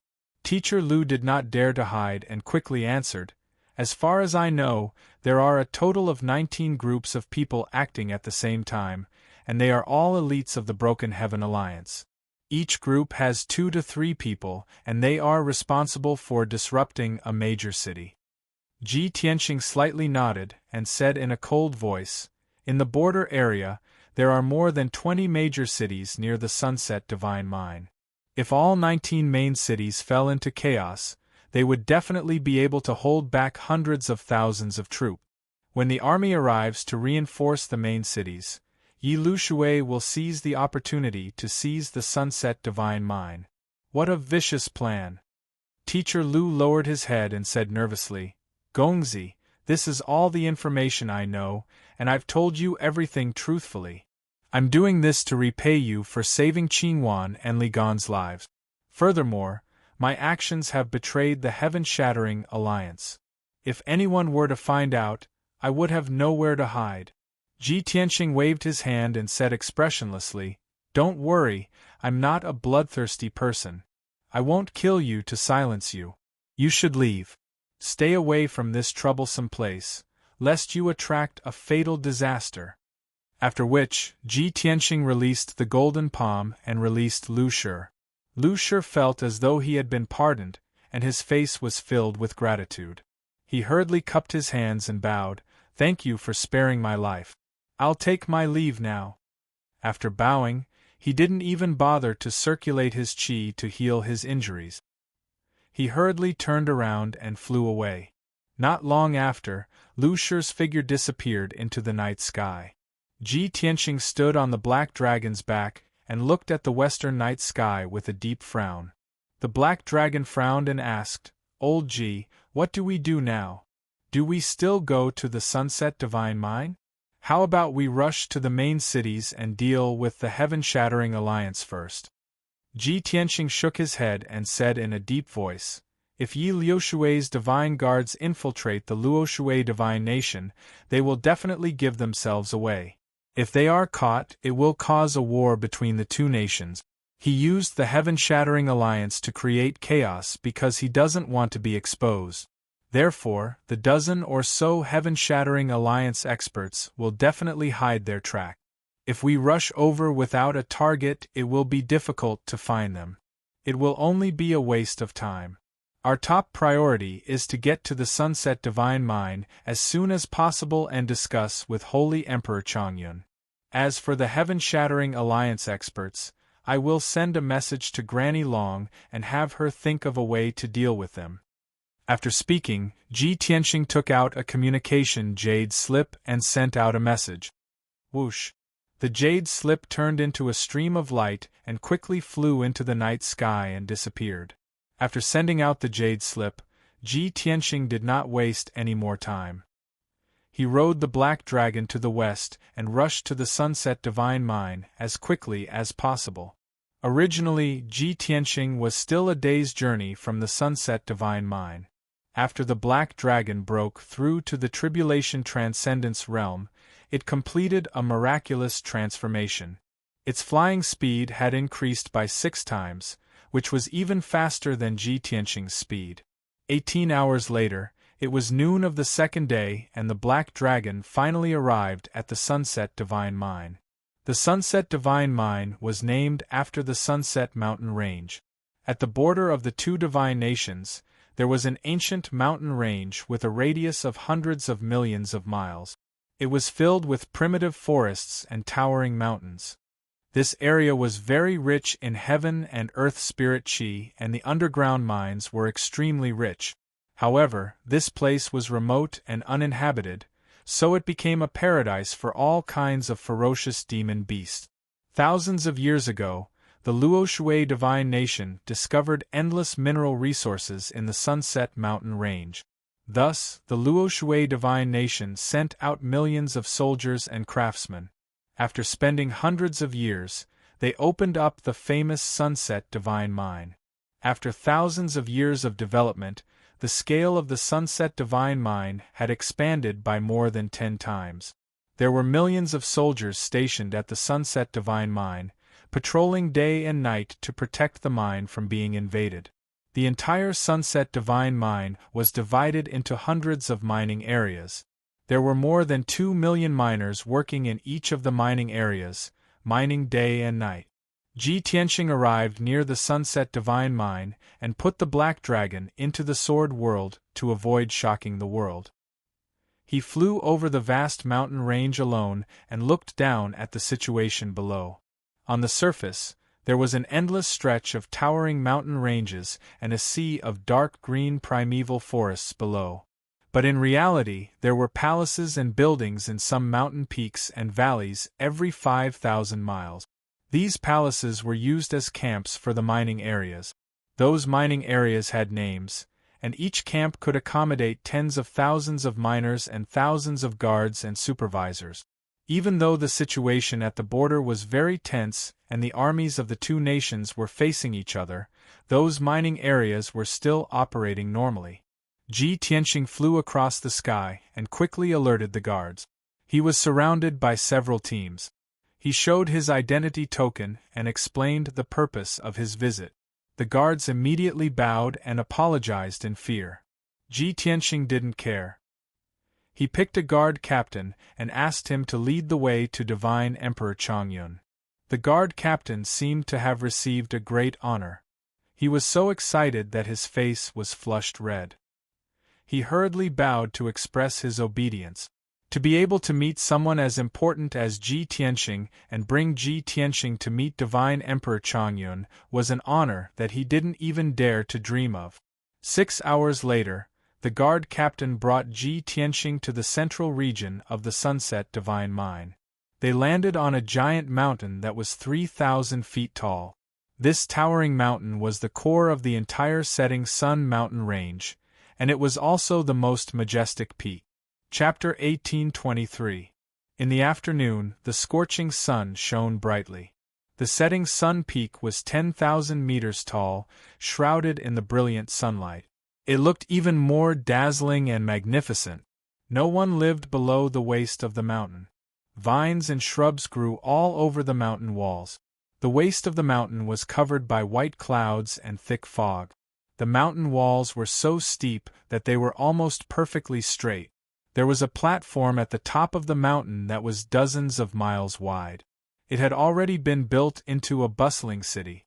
There were tall and majestic city walls protecting it. Rows upon rows of houses and palaces sat in the city. They shone with golden light under the scorching sun. This city was named Setting Sun City.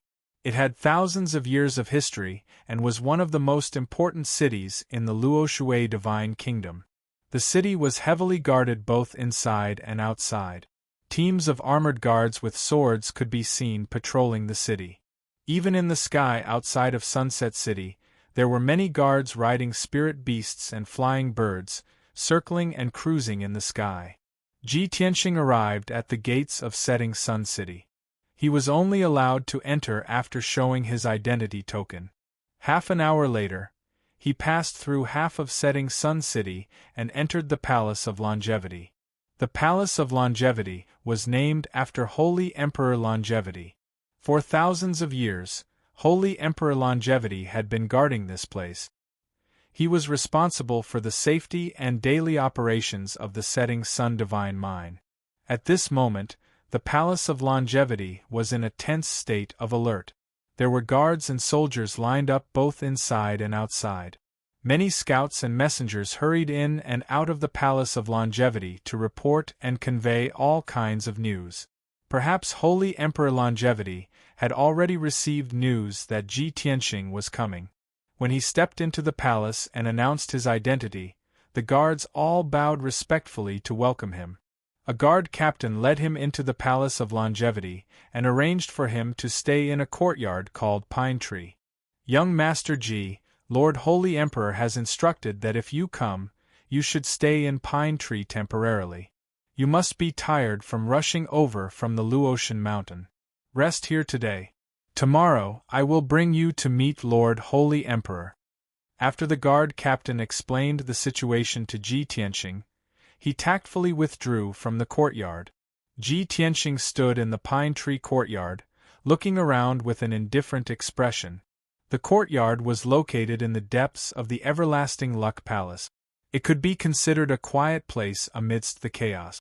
The environment was extremely quiet and secluded, suitable for recuperation. Apart from him, there were also a dozen guards and 9 young maids in the courtyard. They were all there to serve him and were on standby at all times. Although Ji Tianxing had been on the road for more than 20 days, he didn't feel tired at all. However, with Holy Emperor Chongyun's arrangements, he could only stay for the time being and wait until they met tomorrow. The entire Sunset City is in a state of alert, and the Chongyun Palace is very busy. Looks like the situation at the border is getting more and more tense. I reckon that Holy Emperor Long Luck is already very busy, right? Ji Tianxing murmured in a low voice. Then, he entered his bedroom and sat down to adjust his breathing. A day passed quickly. At noon the next day, Ji Tianxing was meditating in his room when footsteps suddenly came from outside the door. Then, he heard the guard captain respectfully reporting to young Master Ji, "The Holy Emperor is here." Ji Tianxing stopped cultivating. He stood up and straightened his clothes before walking out of the room. He stood still in the courtyard and saw 6 golden-armored guards standing on both sides of the door. They respectfully knelt on the ground to welcome the Holy Emperor. A middle-aged man in a golden robe strode through the door and entered the courtyard. This man was 8 feet tall and had broad shoulders. He had a head of white hair that reached his waist and a dignified face. He exuded the arrogance and domineering aura of a martial saint. His steps were like the wind, and the wide purple cloak on his shoulders also fluttered in the wind. Ji Tianxing could obviously tell that this man was the everlasting Luck Martial Saint who was in charge of the Sunset Divine Mine. Moreover, the everlasting Luck Martial Saint's style of doing things was obviously swift and decisive. Other than the everlasting Luck Martial Saint, there was also a tall and handsome young man behind him. This person had the strength of a tribulation stage cultivator. He looked somewhat similar to the everlasting Luck Martial Saint, and there was an air of arrogance between his brows. Ji Tianxing guessed that this young man was most likely the everlasting Luck Martial Saint's nephew. The everlasting Luck Martial Saint arrived in the courtyard and stood 10 steps away from Ji Tianxing. After sizing him up, he smiled and said, "Welcome to the Sunset City, young Master Ji. Young Master Ji just arrived yesterday and must be mentally exhausted. I was also busy with military affairs, so I didn't receive you. Please forgive me, young Master Ji." The everlasting Luck Martial Saint's voice was dignified and loud. His attitude towards Ji Tianxing was also more polite. Ji Tianxing's expression was calm as he cupped his hands and bowed. Ji Tianxing greets the everlasting Luck Divine Emperor. No need for formalities. The everlasting Luck Martial Saint nodded slightly and walked into the guest hall. "Let's talk inside." Then, the 3 of them entered the guest hall and sat down. Immediately, a servant girl came forward to serve tea. The everlasting Luck Divine Emperor sat on the main seat and looked kindly at Ji Tianxing. He asked, "Young Master Ji, although the scenery of the Sunset City can't be compared to the Luotian Mountain, it's still a rare scenic spot in the world. You can stay here for a while." Then, he pointed to the young man sitting on the right and introduced him. "This is my son, Su Chen. You're all young people, so you can get to know each other." Back then, Su Chen was also a god disciple of the divine nation. He cultivated on the Luotian Mountain for more than 20 years. "I believe you'll have something to talk about." Ji Tianxing looked at Su Chen and nodded slightly in greeting. Su Chen also looked at him with a smile and cupped his hands. "Su Chen greets young Master Ji. During this time, my father has been busy with government affairs. I'm afraid he has no time to accompany young Master Ji. During this time, I'll take care of young Master Ji on behalf of my father." Although Ji Tianxing didn't need anyone to accompany him, he couldn't reject Su Chen's politeness. Thus he nodded. "Thank you, young Master Su." Then, Ji Tianxing looked at Divine Emperor Chongyun with a solemn expression. "Divine Emperor Chongyun, I believe Granny Long has told you that I'm here to resolve the danger of the Divine Mine. I saw the tense atmosphere inside and outside Setting Sun City and guessed that the situation at the border was worrying. Divine Emperor, can you tell me the specific situation at the border?" Hearing this, Su Chen frowned inwardly but didn't show it on his face. Divine Emperor Chongyun had expected this question. He said indifferently, "Before you came, Granny Long sent me a message and explained the situation. I believe you have some understanding of the situation at the Setting Sun Divine Mine. There are more than 260 mines in the Divine Mine. Each mine is managed by 2 commanders. There are hundreds of supervisors and tens of thousands of miners under them. There are more than 100 mines near the western border. More than 80 have been taken by the Heaven End Divine Nation. There are only a dozen mines left, but they have been invaded. Large amounts of ores and veins are lost every day. The armies of the Heaven End Divine Nation and the Heaven End Divine Nation are facing each other outside Drifting Cloud Mountain." Chapter 1824. Ji Tianxing couldn't help but frown when he heard that the situation at the border was so tense. He said seriously, "I didn't think that 30% of the Sunset Divine Mine had already been taken. I killed 2 experts from the Heaven End Divine Nation on my way here. After interrogating them, I found out that they were elites from the Broken Sky Alliance. They were ordered by Yi Lu Shui to sneak into our borders and cause disasters in the border cities." Divine Emperor Chongyun nodded and said with a solemn expression, "Young Master Ji is very considerate to be able to find out such important information. You have done a great service. Last night, Granny Long sent me a message to tell me about this. This emperor has already sent out 30 experts and 3,000 elite guards to search the main cities. Granny Long has also ordered the main cities to increase their vigilance and search for the culprit." Ji Tianxing was relieved and nodded. "Since Holy Emperor and Granny Long are taking this seriously, I'm sure we'll be able to find the culprits soon. Holy Emperor, I'm most worried about the situation at the border. Please take me there to see the situation at the border and the mines." Holy Emperor Chongyun immediately frowned and hesitated when this matter was brought up. "Well, young Master Ji, you've just arrived at Sunset City. You should rest well. There's no need to worry about this. What you need to do now is to preserve your strength and wait for me to launch a counterattack. Only then can you do your best to kill the enemy." After that, Holy Emperor Chongyun looked at Su Chen and ordered seriously, "Su Chen, I won't be in Sunset City for the next few days. You must accompany young Master Ji. Young Master Ji is our nation's #1 god disciple and the husband of Goddess Yun Yao. You can't neglect him." Su Chen quickly got up and bowed respectfully, "Yes, Holy Emperor Chongyun." Holy Emperor Chongyun nodded in satisfaction and looked kindly at Ji Tianxing. "Young Master Ji, you can stay here. If you need anything, just let Su Chen know.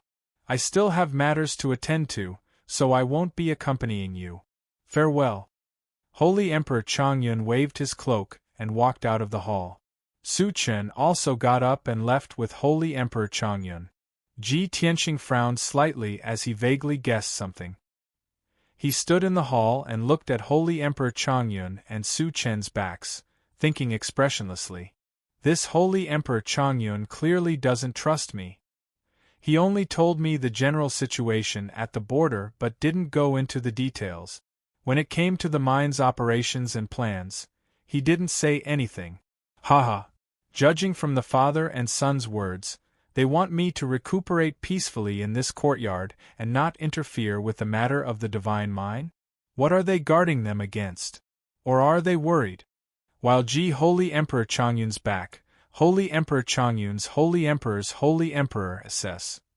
Holy Emperor SSSS Chongyun's SS. He turned to look at Su Chen and warned him through voice transmission with a solemn expression, Su Chen, you should know Ji Tianqing's identity very well. He tes that's the. So, nothing can happen to him, and nothing can happen to him in the Sunset Mine. Otherwise, I won't be able to bear the responsibility. Su Chen nodded and said solemnly, I understand. Father, please don't worry. I'll keep an eye on him. I won't let him leave Sunset City, and I won't let him risk his life. Only then did Divine Emperor Long Yun feel relieved. He then said, Granny Long is really muddle-headed. He actually allowed Ji Tianqing to rush to the Divine Mine alone, and even wanted to resolve the crisis of the Divine Mine? How could Yi Lushui and his million-man army be so easy to deal with? Not to mention, Yi Lushui had gathered a large number of elites from the Broken Heaven Alliance, and even this emperor was helpless against him. No matter how monstrous Ji Tianqing was, he was just a weakling in the crossing tribulation stage. Even if he had unimaginable ability and wisdom, he was still alone. Granny Long sending him here at this time is simply causing trouble for this emperor. Divine Emperor Long Yun's tone was a bit angry. He was clearly very worried. Su Chen hurriedly comforted him. Father, don't worry about this. Go and deal with your affairs. I'll keep an eye on Ji Tianqing and won't let him cause trouble. That's good. Divine Emperor Long Yun nodded in satisfaction. He said emotionally, So what if Ji Tianqing is the #1 genius of the continent? He's still an arrogant and reckless brat. Sooner or later, he'll land himself in a desperate situation or even die young. My son is still the most worry-free. He knows when to advance and when to retreat. He's calm and collected. Only like this can he take on great responsibilities. Su Chen was already used to Divine Emperor Long Yun's praise. He wasn't proud and only listened silently. A moment later, Divine Emperor Long Yun collected his thoughts and left with the golden armored guards. After Divine Emperor Long Yun left, Su Chen returned to the courtyard. He entered the living room and saw Ji Tianqing sitting on a chair with an indifferent expression, slowly sipping a cup of spirit tea. He smiled and greeted him. Young Master Ji, I've cultivated on Luotian Mountain for more than 20 years. I'm very familiar with every inch of the mountain. Now that young Master Ji has rushed over from Luotian Mountain, I feel very close to you. I haven't gone back for more than 10 years. Can young Master Ji tell me if there are any changes on Luotian Mountain? Divine Emissary Li and Divine Emissary Lu, how are their bodies now? Su Chen smiled. His tone and eyes were very sincere. It was obvious that he wanted to get closer to Ji Tianqing. That was why he took the initiative to talk. However, Ji Tianqing's reaction was a bit cold. He slowly put down the teacup and slowly turned to look at him. He asked expressionlessly, Your father has already left. Do you still plan to stay here? Su Chen's body froze and he felt a bit awkward. However, he immediately returned to normal and said with a smile, Young Master Ji must be joking. You're a guest from afar. As the host, I naturally have to treat you well. Father is busy with government affairs and has no time to accompany you. Please forgive him. Su Chen's attitude was very humble. There wasn't any anger in his words. As the saying goes, one doesn't slap a smiling face. Ji Tianqing couldn't pursue the matter any further and could only drop it for now. Since that's the case, then I'll have to ask young Master Su to accompany me on a tour of Setting Sun City so that I can quickly familiarize myself with the situation. It would be my honor. Su Chen cupped his hands and happily agreed. Then, the two of them left Pine Courtyard together. They rode 2 snow-white Pegasi and strolled around Setting Sun City. As they strolled, Su Chen enthusiastically chatted with Ji Tianqing.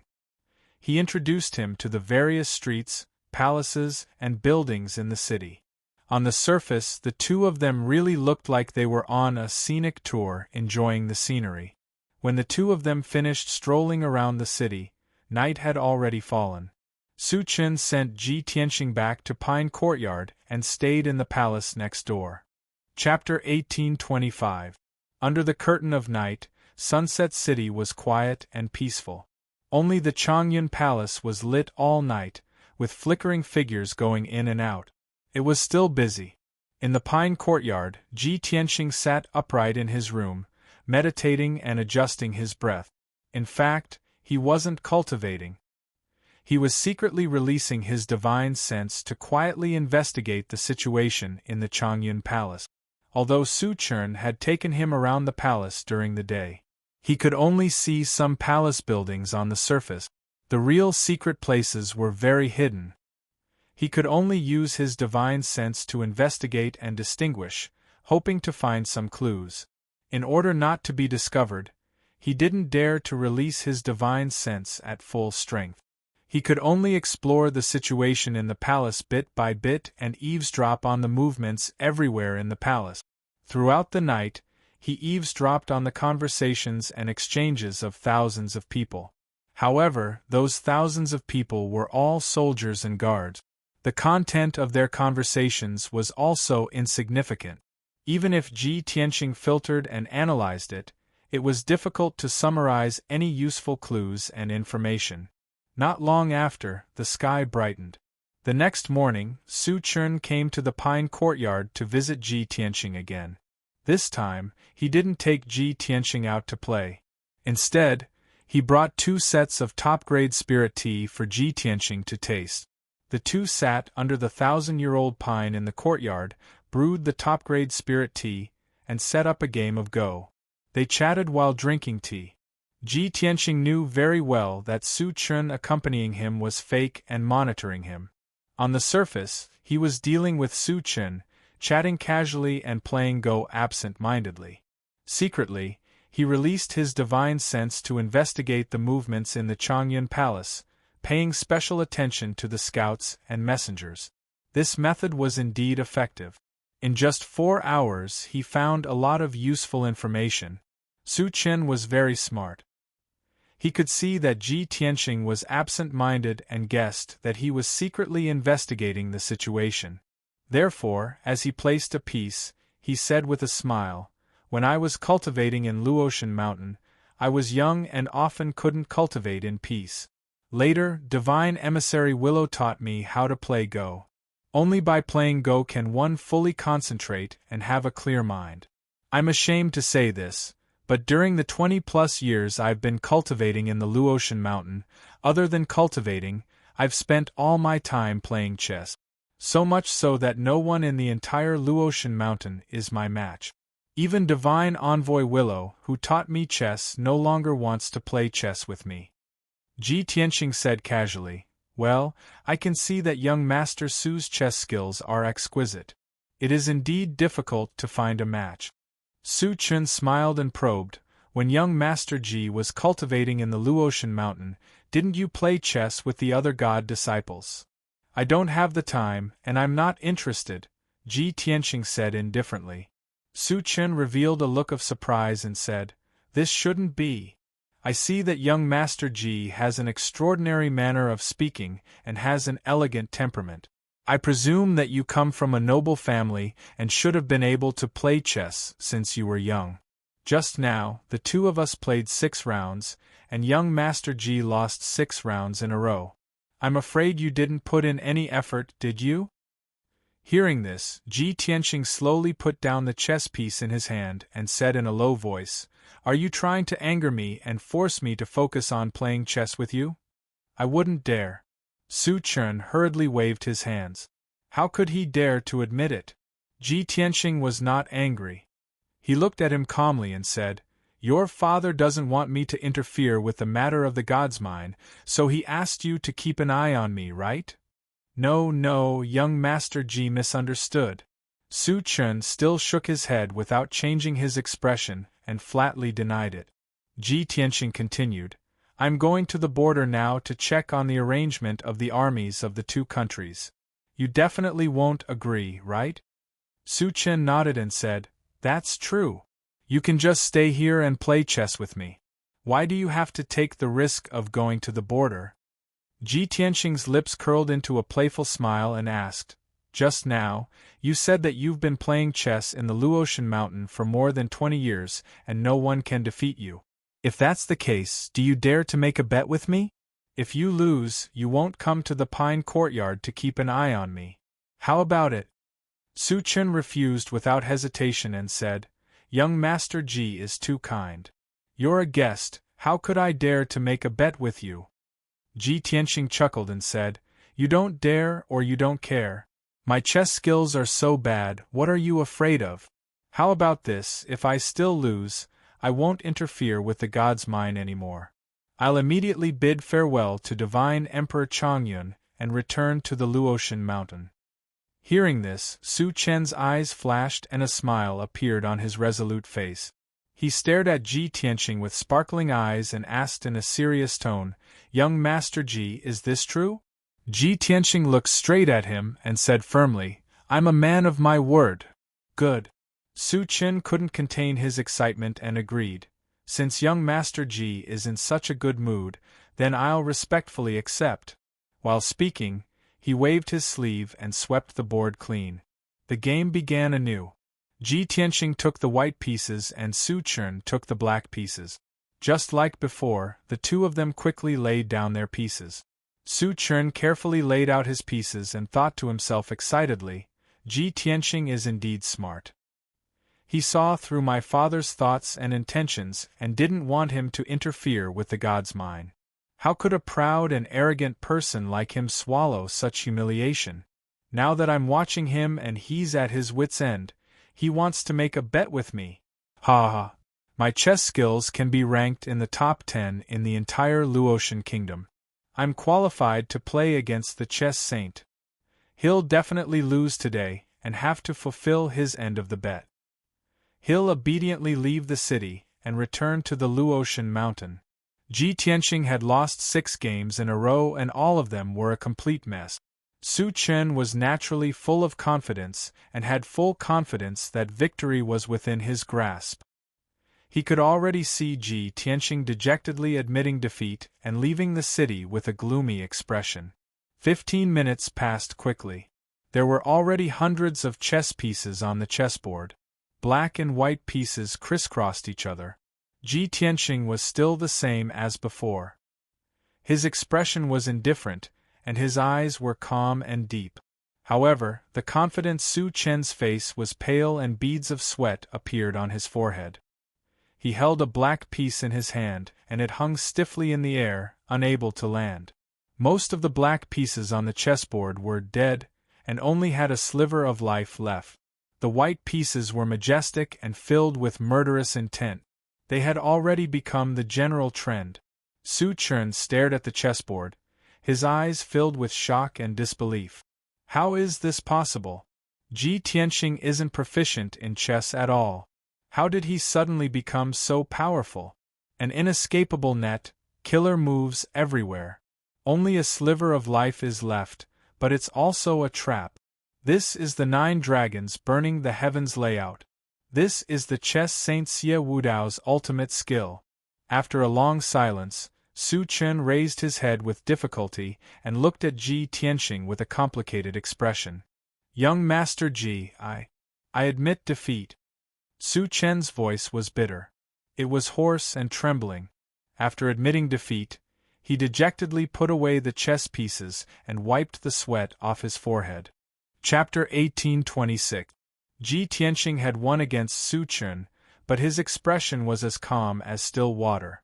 When he heard Su Chen's question, he raised his eyebrows and revealed a puzzled expression. "What chess saint? Xie Wudao. That kid has become the chess saint? Who gave him that title?" Ji Tianxing asked Su Chen without thinking, his face full of surprise. Su Chen was dumbfounded on the spot. He stared at Ji Tianxing with his mouth agape, his lips trembling. "That kid? Young Master Ji, you actually offended the chess saint." Su Chen had long heard of Ji Tianxing's name and deeds. He knew that he was the #1 genius of the younger generation and that he was an extremely arrogant person. However, He had never imagined that Ji Tianqing would dare to call the chess saint by his name and even call him, "that kid." Chess Saint Xie Wudao was very respected in his heart, and he was comparable to his father. He could not tolerate Ji Tianqing's blasphemy against the chess saint. However, Ji Tianqing glanced at him and asked with a faint smile, "Young Master Su, it seems that you admire Xie Wudao a lot?" Su Chen replied without hesitation, "Of course. Chess Saint Xie Wudao is one of the 10 great martial saints of the country. He founded the Black-White College and created the world-famous Taoist sword manual. He is the #1 chess player in the world. He merged chess and swordsmanship and created the black and white sword Qi. Even the Divine Master often praises him. Young Master Ji, although you are the #1 genius of the younger generation, you must not blaspheme the chess saint's name." When he spoke of chess Saint Xie Wudao's reputation and honor, Su Chen's tone was passionate and full of admiration. Ji Tianqing, on the other hand, revealed a playful smile as he thought to himself, "Haha. I really didn't expect that the most good-for-nothing kid who doesn't do proper work would have such accomplishments today." When he thought of Xie Wudao, memories of the past surfaced in his mind. 1,000 years ago, Kenshin had guarded Tianzhu Mountain and challenged all the martial saints of the world. Countless martial saints had come to challenge him, but they had all been defeated by his sword. In just a few short years, his name had spread throughout the entire Shenwu continent, and countless martial artists worshipped him. Almost every day, countless young martial artists would travel thousands of miles to the Pillar of Heaven's mountains to seek guidance from their masters. Although there were more than 200 disciples in the Pillar of Heaven's mountains, however, there were only a few people that Ji Tianqing could still remember.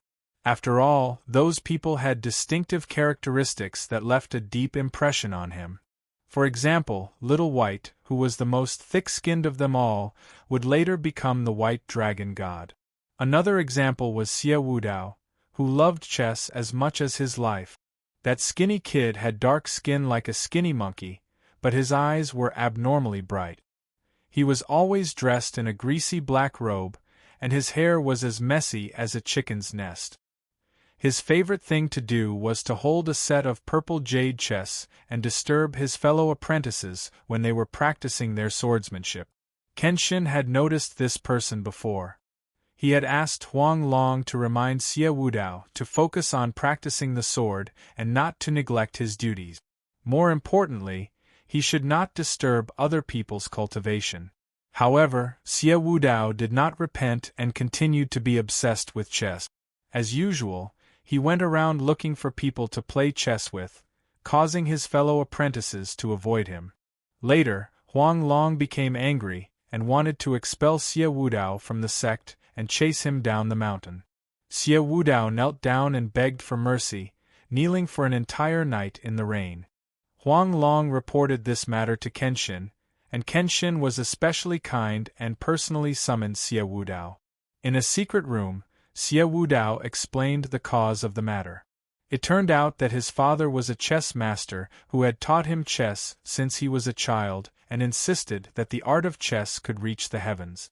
When the Xie family had been attacked by a powerful enemy and was completely wiped out, Xie Wudao's father had given him an ancient chess manual and a purple jade chessboard before his death. Because of this, Xie Wudao had inherited his father's unfulfilled wish and decided to train hard in chess in hopes of reaching the heavens. In order to avoid being hunted down by his enemies and to take revenge, he had traveled thousands of miles to the Pillar of Heaven's mountains. After learning about Xie Wudao's experience, Kenshin had decided to teach him. Kenshin took the ancient chess manual and studied it for 9 days and 9 nights, understanding all the mysteries within. Then, he passed on the contents of the chess manual to Xie Wudao, correcting and perfecting it, and also taught him the mysteries of swordsmanship. Xie Wudao was enlightened and went into seclusion to train hard, thanking Kenshin profusely. As for what happened after that, Kenshin left before Xie Wudao could complete his training. The memories ended there. Ji Tianxing came back to his senses and saw Su Chun staring straight at him. Young Master Ji, I hope you can sincerely apologize to the chess saint for your inappropriate words and actions just now. Su Chun stared at him with a solemn expression and said in a serious tone. Ji Tianxing smiled and said in a playful tone, even if I apologize, would Xie Wudao dare to accept it? Su Chen was stunned for a moment and his expression became even stranger. There was a faint anger in his heart. He wanted to say something, but Ji Tianxing waved his hand and said seriously, Su Chen, you've lost, so you have to leave Pine Courtyard. Don't follow me anymore. Su Chen's expression was a little ugly. He pursed his lips but could not refute. He was shocked and regretful. He hated himself for making a bet with Ji Tianxing and falling into his trap. After a moment of silence, he cupped his hands and said, Young Master Ji, don't worry. I'm not someone who goes back on my words. I'll fulfill the bet now. After saying that, Su Chen sighed silently and turned to leave unwillingly. After leaving Pine Courtyard, Su Chen hurried to the depths of Chongyun Palace and entered a secret chamber in the palace. In the secret chamber, bright lights were lit all around. A wide white jade table was placed in the middle. There was a large topographic map on the table and many memorials and documents were piled up. The golden-robed Holy Emperor Chongyun was standing beside the table. He stared at the map with a serious expression and frowned in deep thought. Su Chen came to the table and bowed respectfully. Son greets father. Holy Emperor Chongyun was still staring at the table. He did not look up and asked in a dignified tone, Didn't I tell you to keep an eye on Ji Tianxing? Did something happen? Su Chen was very nervous. He hesitated for a moment before mustering up the courage to say, Father, I'm here to admit my mistake and be punished. I was muddle-headed and fell into Ji Tianxing's trap. Holy Emperor Chongyun suddenly looked up and asked with a sharp gaze, What happened? Su Chen lowered his head in shame and reported truthfully, Just now, I was playing chess with Ji Tianxing in the courtyard and he proposed to make a bet with me. After hearing the story, Holy Emperor Chongyun's expression changed. He frowned and scolded in a deep voice, Muddle-headed. Son, how could you be so stupid? I've already warned you. Although Ji Tianxing is arrogant, he's still the #1 prodigy. His strength and tricks are extraordinary. You were too confident in your chess skills. That's why you agreed to his bet. In the end, you fell into his trap and were played by him. Chapter 1827. Holy Emperor Chongyun knew his son very well. He knew Su Chen's strengths and weaknesses. He was calm and steady and could achieve great things, but he was too conceited in chess. Therefore, he was very angry, but he didn't scold Su Chen. After a moment of silence, Holy Emperor Chongyun looked at Su Chen and asked, Chener, you've already lost the first round with Ji Tianxing. What do you plan to do next? Su Chen thought for a moment and said solemnly, I've lost, so I'll keep my promise and stop watching him. However, I'll send people to watch him and try to stop him. I won't let him go to the front line and cause trouble. We're already short on manpower. If we send more people to protect him, I'm afraid more minds will be lost. Holy Emperor Chongyun frowned and thought for a moment before saying, Ji Tianxing isn't an ordinary person. We must be very careful. We can't clash with him, but we can't let anything happen to him either. I've just thought about it, and I have a safer way. After that, Holy Emperor Chongyun leaned close to Su Chen's ear and warned him in a low voice. After hearing this, Su Chen's eyes flashed. He quickly nodded and said, Father, I understand.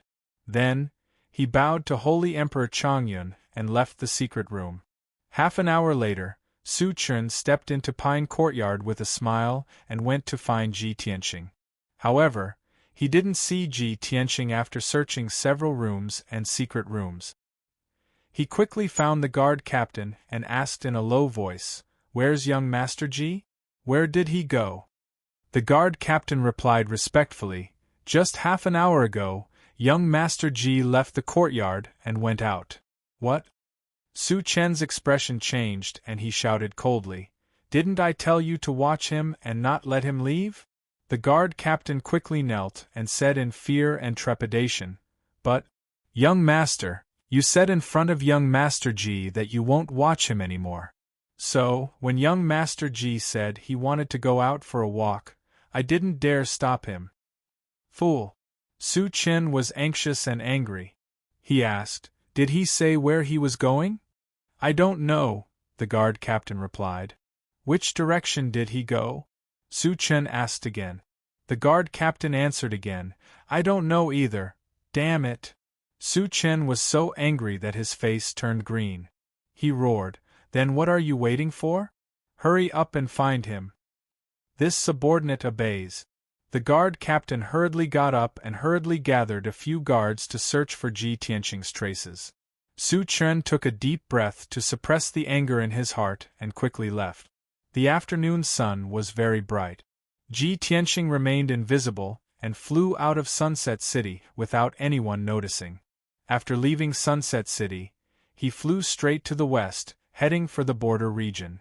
Before coming to the setting sun divine mine, Ji Tianqing had already carefully read the map given to him by Granny Long and memorized it. Right now, he knew the terrain and the distribution of people inside the divine mine like the back of his hand. It was just that he hadn't observed it on the spot and didn't know some of the secret information. Sunset City was 200,000 miles away from the drifting cloud mountain at the border. Ji Tianqing flew at full speed for an entire day and night before reaching the vicinity of the drifting cloud mountain. The drifting cloud mountain, as its name suggested, was like the clouds in the sky, uniform and long. The entire mountain range was about 100,000 miles long from the north to the south. It was a famous stronghold on the border between the two countries. West of the drifting cloud mountain was the territory of the Heaven End God Nation, and east of the mountain range was the territory of the Luo Shui God Nation. Ji Tianqing arrived at the drifting cloud mountain in the afternoon. There was no sun in the sky, only thick clouds. It was oppressive and gloomy. He hid in the clouds high up in the sky and secretly looked down. To the west of the towering mountain range was a vast and boundless plain. On the plain covered with forests and grass, there were 4 majestic military camps. Each camp took up 100 miles of land and was made up of countless palaces and wooden houses. They were surrounded by tall and sturdy black walls. There was a defensive formation set up in the camps, and it was constantly activated. It formed a 5-colored light barrier that covered the entire camp.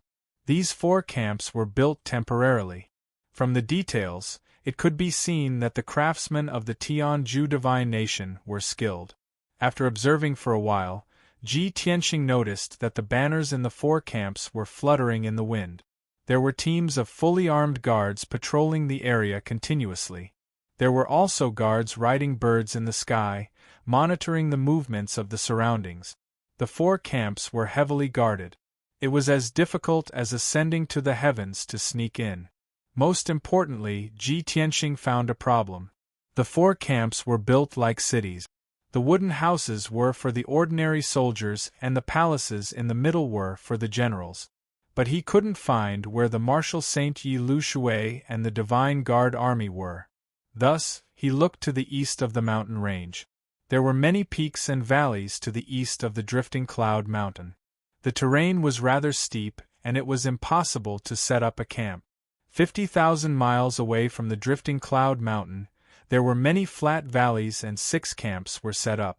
The scale of each camp was not as majestic as the Tianju Divine Nation's camp.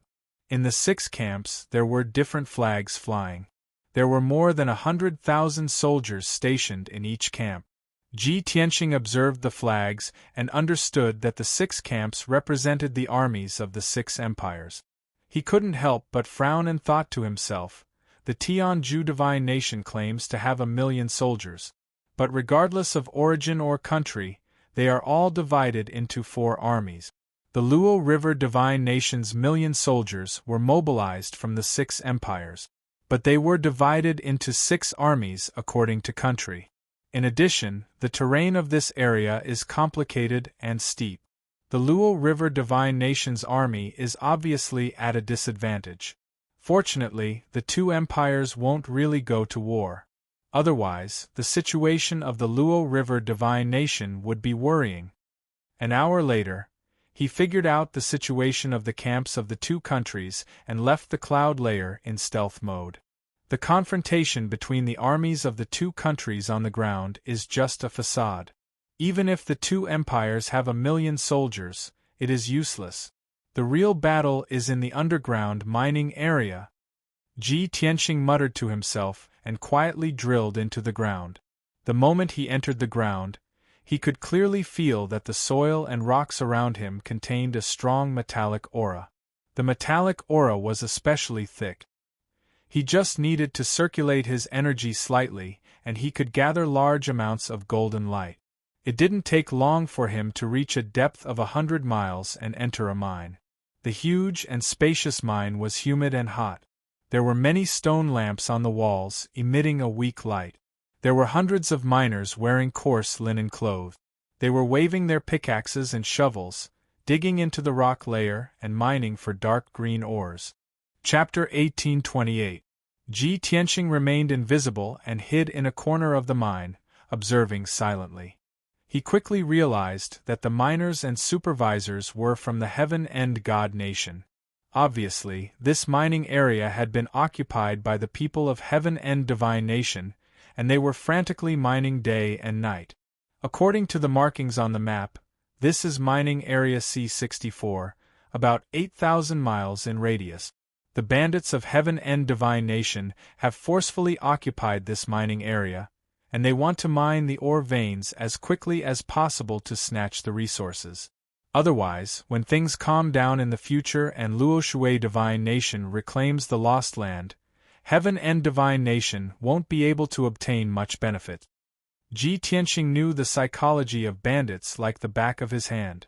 He could see that the people of Heaven End Divine Nation were desperately mining the ore veins. Even if they destroyed the entire structure of the ore veins, they wanted to plunder as much resources as possible. The entire mining area has been occupied. There are at least tens of thousands of miners and thousands of supervisors, and there are also powerhouses overseeing it. I can't make a move now, otherwise, it will alarm a large number of powerhouses to encircle and annihilate. Although Ji Tianqing was angry and full of killing intent, he calmed down and calmed down. However, he calmly thought about it and decided to bide his time and continue to observe. Maintaining his stealth state, he used the earth-burrowing secret technique to silently travel through the ground. In just an hour, he had scouted the entire mining area. The situation was as he expected. In more than 50 mines, there were tens of thousands of miners desperately mining. There were thousands of Essence Soul Realm supervisors and a few Tribulation Realm powerhouses overseeing it. Once they started fighting, it would definitely be earth-shattering.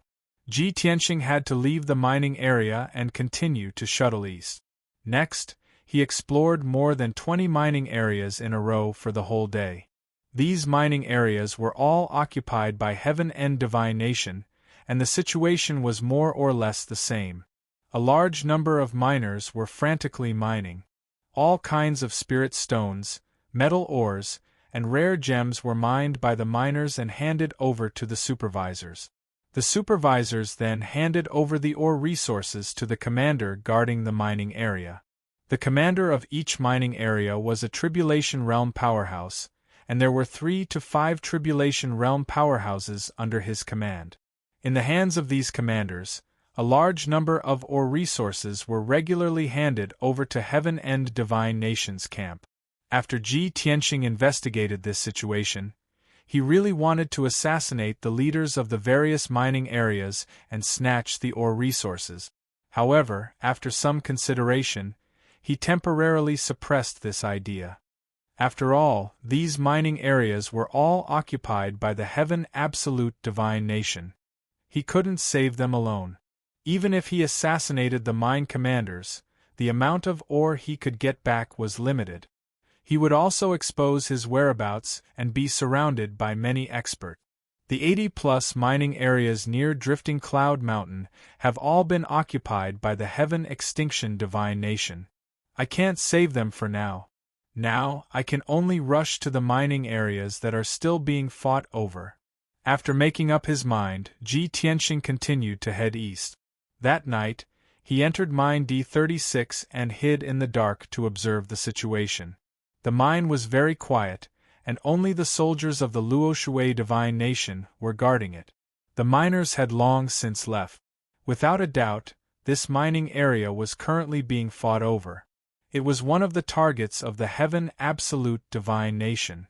Ji Tianxing scouted the mining area and discovered 4 Tribulation Transcendence Realm experts, more than 100 Essence Soul Realm experts, and more than 2,000 ordinary soldiers. Everyone was on high alert, constantly monitoring the movements around them. Many soldiers and experts had expressions of fear and uneasiness. Their nerves were also in a tense state. Ji Tianxing hid in the dark and eavesdropped on the conversations of many soldiers. The night before, Mine D34 was attacked by the people of the Heaven Absolute Divine Nation. More than half of them died. I heard that the mining area has already been lost. I also heard that there were not many people who attacked. There were only 20 or so people, but they were all Tribulation Transcendence Realm experts. One of my brothers escaped from Mine D34. He personally told me that those people died horrible death. Their fates were extremely miserable. Mine D34 is right next to us. I'm afraid it will be attacked tonight. Everyone, good luck. How can we resist the experts of the Heaven Absolute Divine Nation with just this few people? If a fight really breaks out later, everyone should just run for their lives. Sigh. Why can't Lord Saint Emperor send more experts to guard the mining area? We are just cannon fodder sent to our deaths. Ji Tianxing could hear that the emotions of the soldiers were filled with anxiety. This was very dangerous. Once the experts of the Heaven Absolute Divine Nation attacked, the soldiers would definitely be defeated. This is the place. I want to see what the experts of the Heaven Absolute Divine Nation are capable of. Ji Tianxing made up his mind. He lurked in the corner of the mine and waited quietly. Very quickly, 6 hours passed.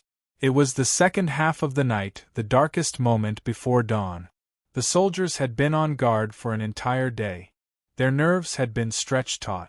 At this moment, they were a little sleepy and relaxed. But at this moment, danger quietly descended. Ji Tianxing suddenly saw that in a corner of the mine, 2 soldiers were suddenly wrapped in a layer of black light and silently sank into the ground. In the blink of an eye, the 2 soldiers were swallowed by the rock layer, leaving only a pool of blood on the ground. During the entire process, the 2 soldiers did not have the strength to resist and did not make a sound. Next, in another corner of the mine, 3 soldiers gathered together, were also swallowed by a cloud of gray fog and quietly disappeared. Similar scenes were playing out in every corner of the mine. In just 20 breaths of time, more than half of the more than 40 soldiers guarding the mine had disappeared. Ji Tianxing quickly released his divine sense to explore the ground and sensed the aura of more than 10 experts underground. Those experts in the tribulation stage were in a state of invisibility.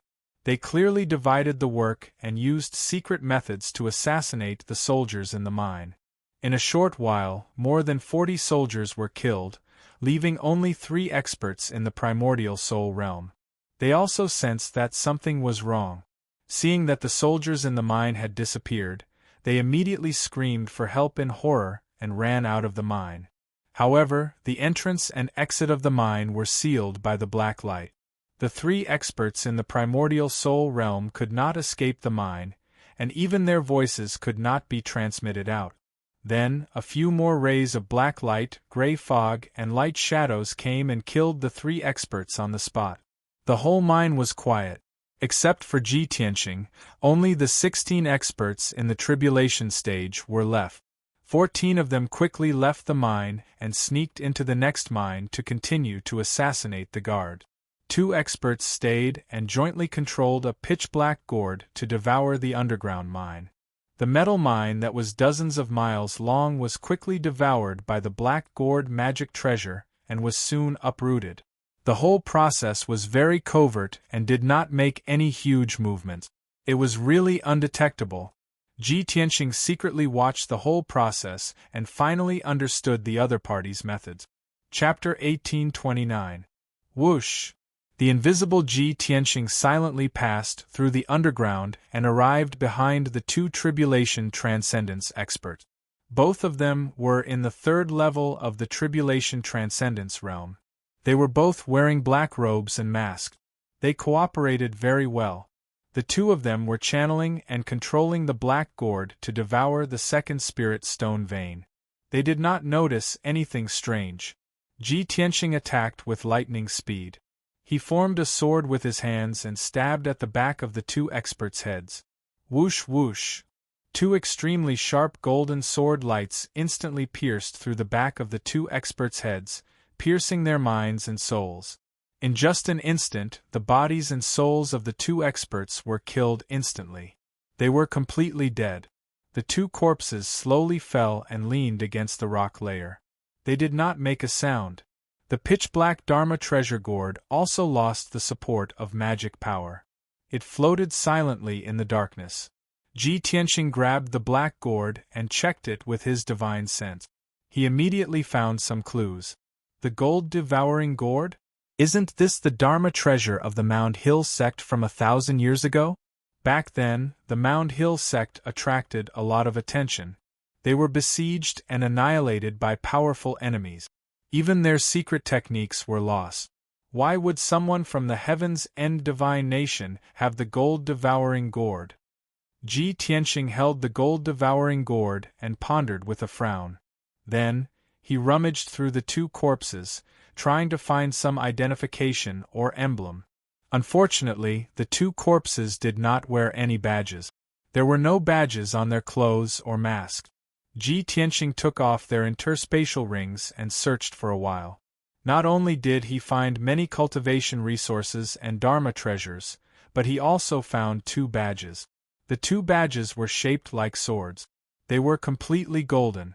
Mysterious patterns were carved on the front and the words, Heaven Breaking, were carved on the back. They really are from the Heaven Breaking Alliance. The Heaven Breaking Alliance accepts martial artists from all over the world regardless of race or nationality. Maybe they took in the descendants of the Mound Hill sect? Ji Tianxing guessed in his heart. Only then could he explain the origin of the gold-devouring gourd. Whoosh! He waved his hand and shot out two balls of golden fire. They quickly burned the two corpses to ashes. Then, he put the gold-devouring gourd into his spatial ring and silently rushed to the mine next door. When he passed through the thick rock layer and arrived at the mine next door, a silent massacre was taking place. More than 40 guards in the mine were silently killed by the black light, gray fog, and magic shadows that emerged from the ground. Ji Tianxing was already clear about the other party's methods, so he no longer stood by and watched. He directly made his move. He wielded the Sword of Burial of Heaven, opened the Sword World, and released Ji Bai Shohei. All the men in black are elites of the Heaven-Shattering Alliance, kill them all.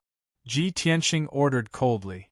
Ji Bai and Shohei did not doubt his orders, nor did they hesitate. They immediately drilled into the rock stratum and launched a sneak attack. Ji Tianxing also wielded the Sword of Burial of Heaven, appearing and disappearing unpredictably underground, assassinating one broken Heaven Alliance elite after another. Swish, swish, swish. His figure constantly flickered. Every time the Sword of Burial of Heaven stabbed out, it would take the life of a broken Heaven Alliance elite. In just 10 breaths, Ji Tianxing had consecutively assassinated 4 elite experts. They were all killed with a single strike. Even their bodies and souls were instantly pierced through by the Sword of Burial of Heaven. Ji Bai and Shohei were also natural assassins. They were best at concealment and assassination. Their saber and sword techniques were unparalleled. The two of them cooperated well. They had never failed to assassinate Broken Heaven Alliance elite.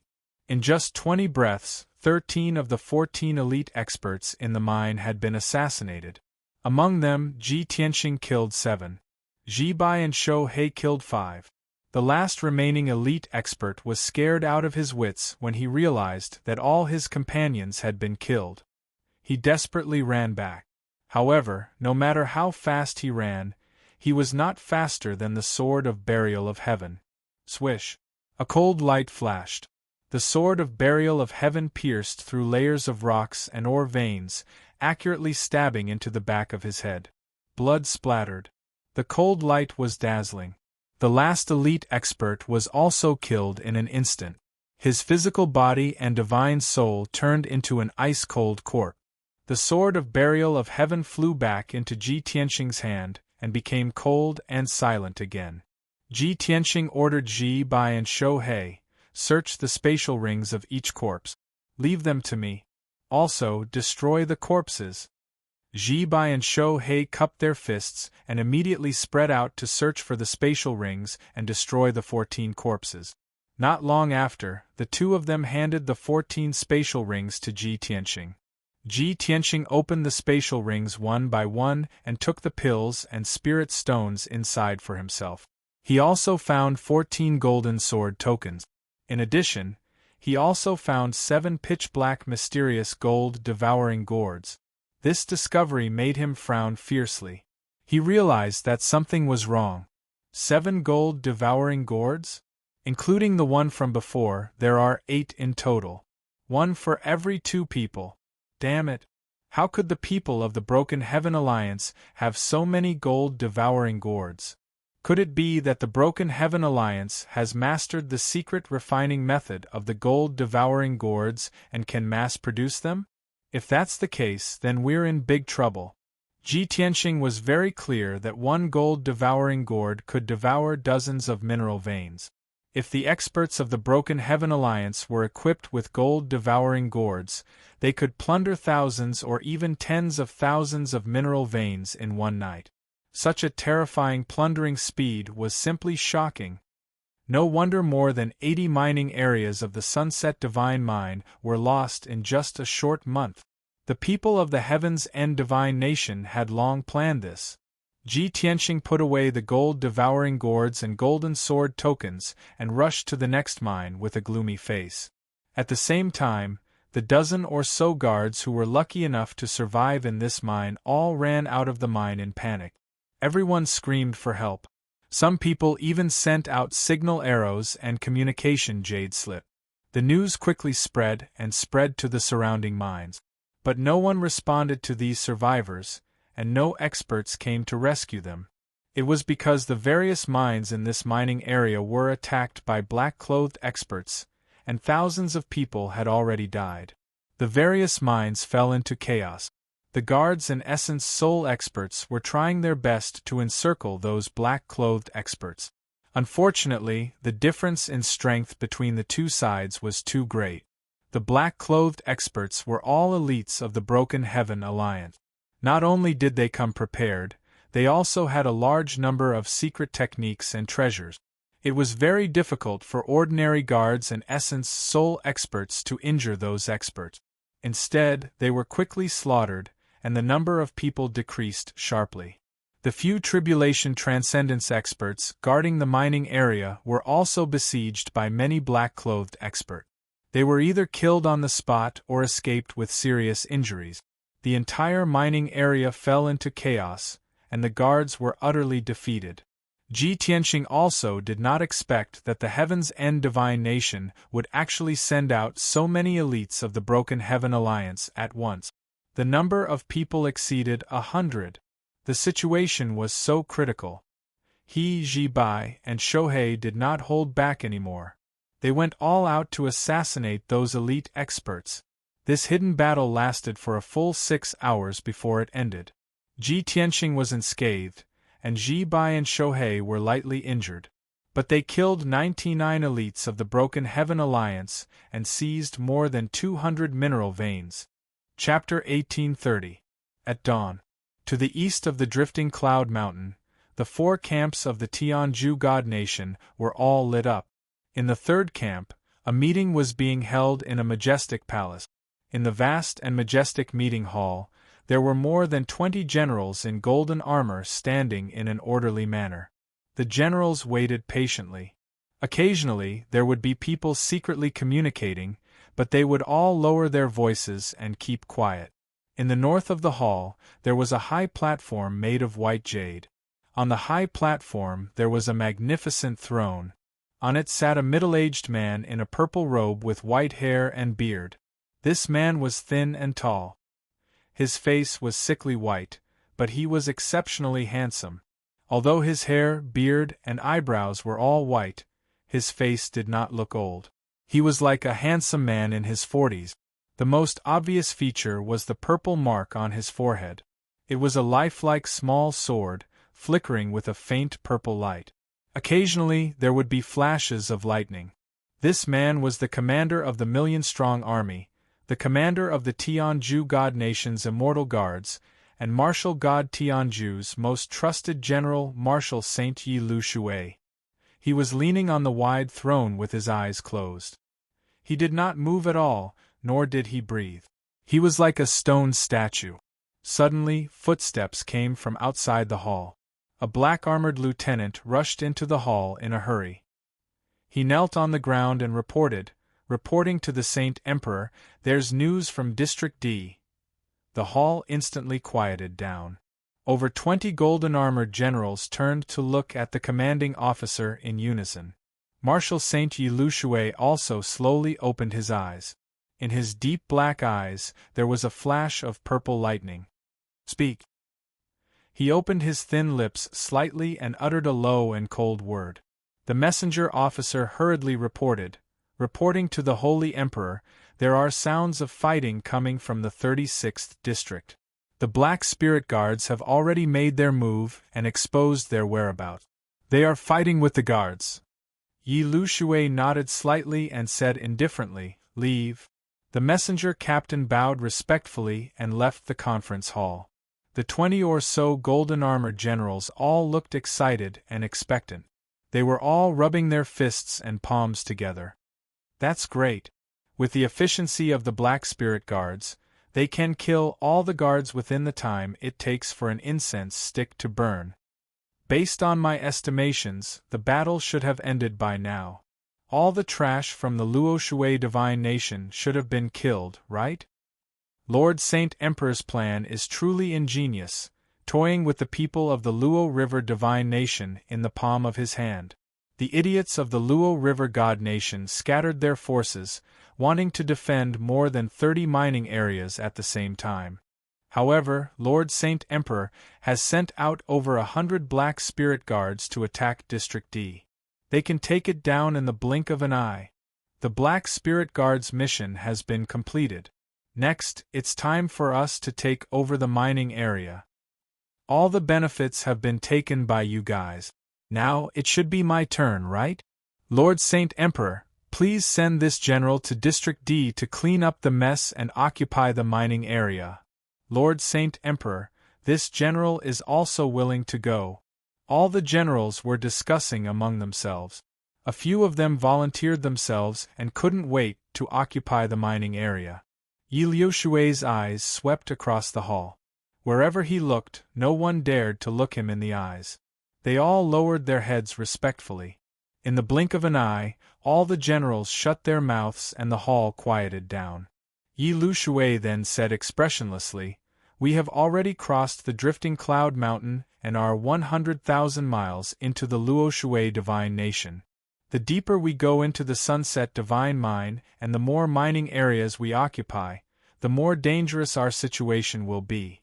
At this juncture, we can't let our guard down. Wait. Continue to wait for news." His deep and cold voice contained a soul-stirring power.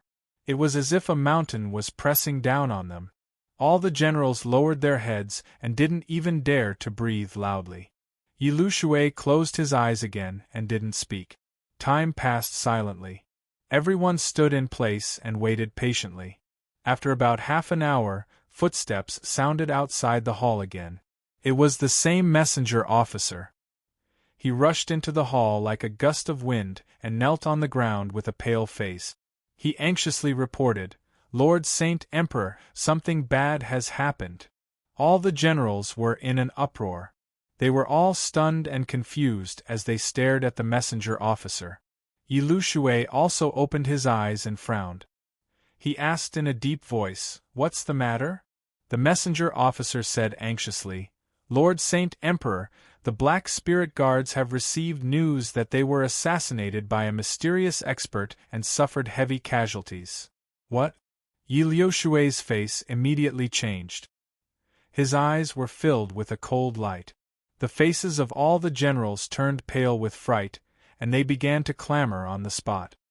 The Black Spirit Guards were attacked by an expert and suffered heavy casualties? There are more than 110 Black Spirit Guards, and they are all experts in the tribulation stage. How could they suffer heavy casualties? Didn't the people of the Luoshui divine nation scatter their forces to protect the mining areas? How did they know that the Black Spirit Guards were going to attack District D? This is impossible. There must be a problem with the news. No one believed this news and couldn't accept this result. Yi Liushui's face was as cold as ice and his eyes were as sharp as knives. He ordered in a deep voice, "Leave and confirm the news." The messenger officer bowed and was about to leave the hall. At this moment, another black figure rushed into the hall and knelt on the ground in panic. He shouted hoarsely, "Lord Saint Emperor!"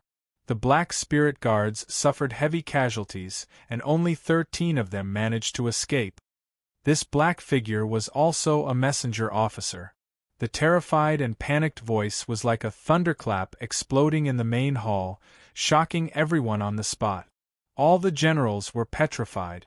They were all dumbfounded and their faces were filled with horror. Even Yi Lushui stood up with a swish sound. His eyes were wide open and his face was dark as he stared at the commanding officer. "You, say it again." The messenger officer who knelt on the ground was sweating profusely under Yi Liushui's invisible pressure. He was terrified. He was almost crawling on the ground. He opened his mouth with great difficulty and said word by word, "The Black Spirit Guards were almost completely annihilated. Only 13 of them managed to escape and they were all seriously injured." When he finished speaking, Yi Lushui slowly closed his eyes and raised his head. His body also trembled slightly. Crack! The purple sword mark on his forehead shot out a bolt of purple lightning and struck the messenger lieutenant, turning him into a pile of black ash on the spot. A violent killing intent that could destroy the world burst out from Yi Liushui's body and rushed into the sky. Everyone in the main hall was so scared that they were trembling, and they all knelt down on the ground. No one dared to make a sound. Even if their clothes were soaked in cold sweat, they didn't dare to wipe it off. After a long time, Yi Lushui suppressed his anger and withdrew his killing intent. He opened his eyes again and looked indifferently to the east. It was as if he had seen the sunset city through the drifting cloud mountain. "Su Chongyun, you were forced into a dead end and had no other choice. You ignored the agreement between the two countries and personally killed my Black Spirit Guards." Chapter 1831. Yi Liushui's roar reverberated through the hall, causing everyone's hearts to tremble. Without a doubt, he placed this debt on Holy Emperor Long Luck. In his opinion, only Sage Emperor Chongyun could kill over 100 crossing Calamity Realm martial artists in such a short period of time. Others did not know the true identity of the Black Spiritual Guards, but he was well aware of it. They were the elite martial artists of the Broken Sky Alliance. Many of the generals in the hall had the same thoughts as Yi Lushui. Everyone agreed that it was most likely Sage Emperor Chongyun who had taken action to destroy the Black Spiritual Guards. Thus, the generals were filled with righteous indignation as they cursed out emotionally. Have the trash of the Luoshui Holy Kingdom finally been forced into a corner? Damn Su Chongyun, he actually took action personally. The two countries have long agreed that martial artists above the martial sage realm are not allowed to participate in the war. This has been an unchanging rule for thousands of years.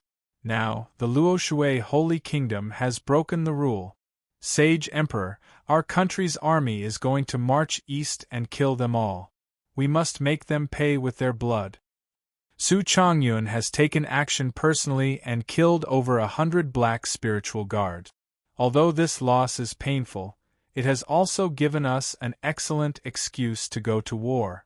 Ha ha ha ha. Su Chongyun must have been forced into a corner. Has he become muddle-headed? The generals shouted out emotionally. They only wanted to cross the drifting cloud mountain and rush into the Luoshui Holy Kingdom's territory to start a massacre. Yi Luoshui was still calm and would not act rashly. He waved his hand and calmed everyone down. He said in a low voice, "I am only speculating and do not have any conclusive evidence. Pass down the order, let the 13 surviving black spiritual guards come and see me." Another messenger in the hall rushed out of the hall as if he had been pardoned and passed down the order. About half an hour later, he led 13 black-clothed experts in ragged clothes, who were covered in blood, to the conference hall. These black-clothed martial artists were the Black Spiritual Guards, the elite martial artists of the Broken Sky Alliance. They had just escaped from the 36 mines. Some of them were covered in wounds and blood was flowing out. Some of them were missing limbs and looked extremely miserable. Some of them only had half of their bodies left and their life auras were extremely weak. With such miserable injuries, all the generals could guess how intense the battle had been.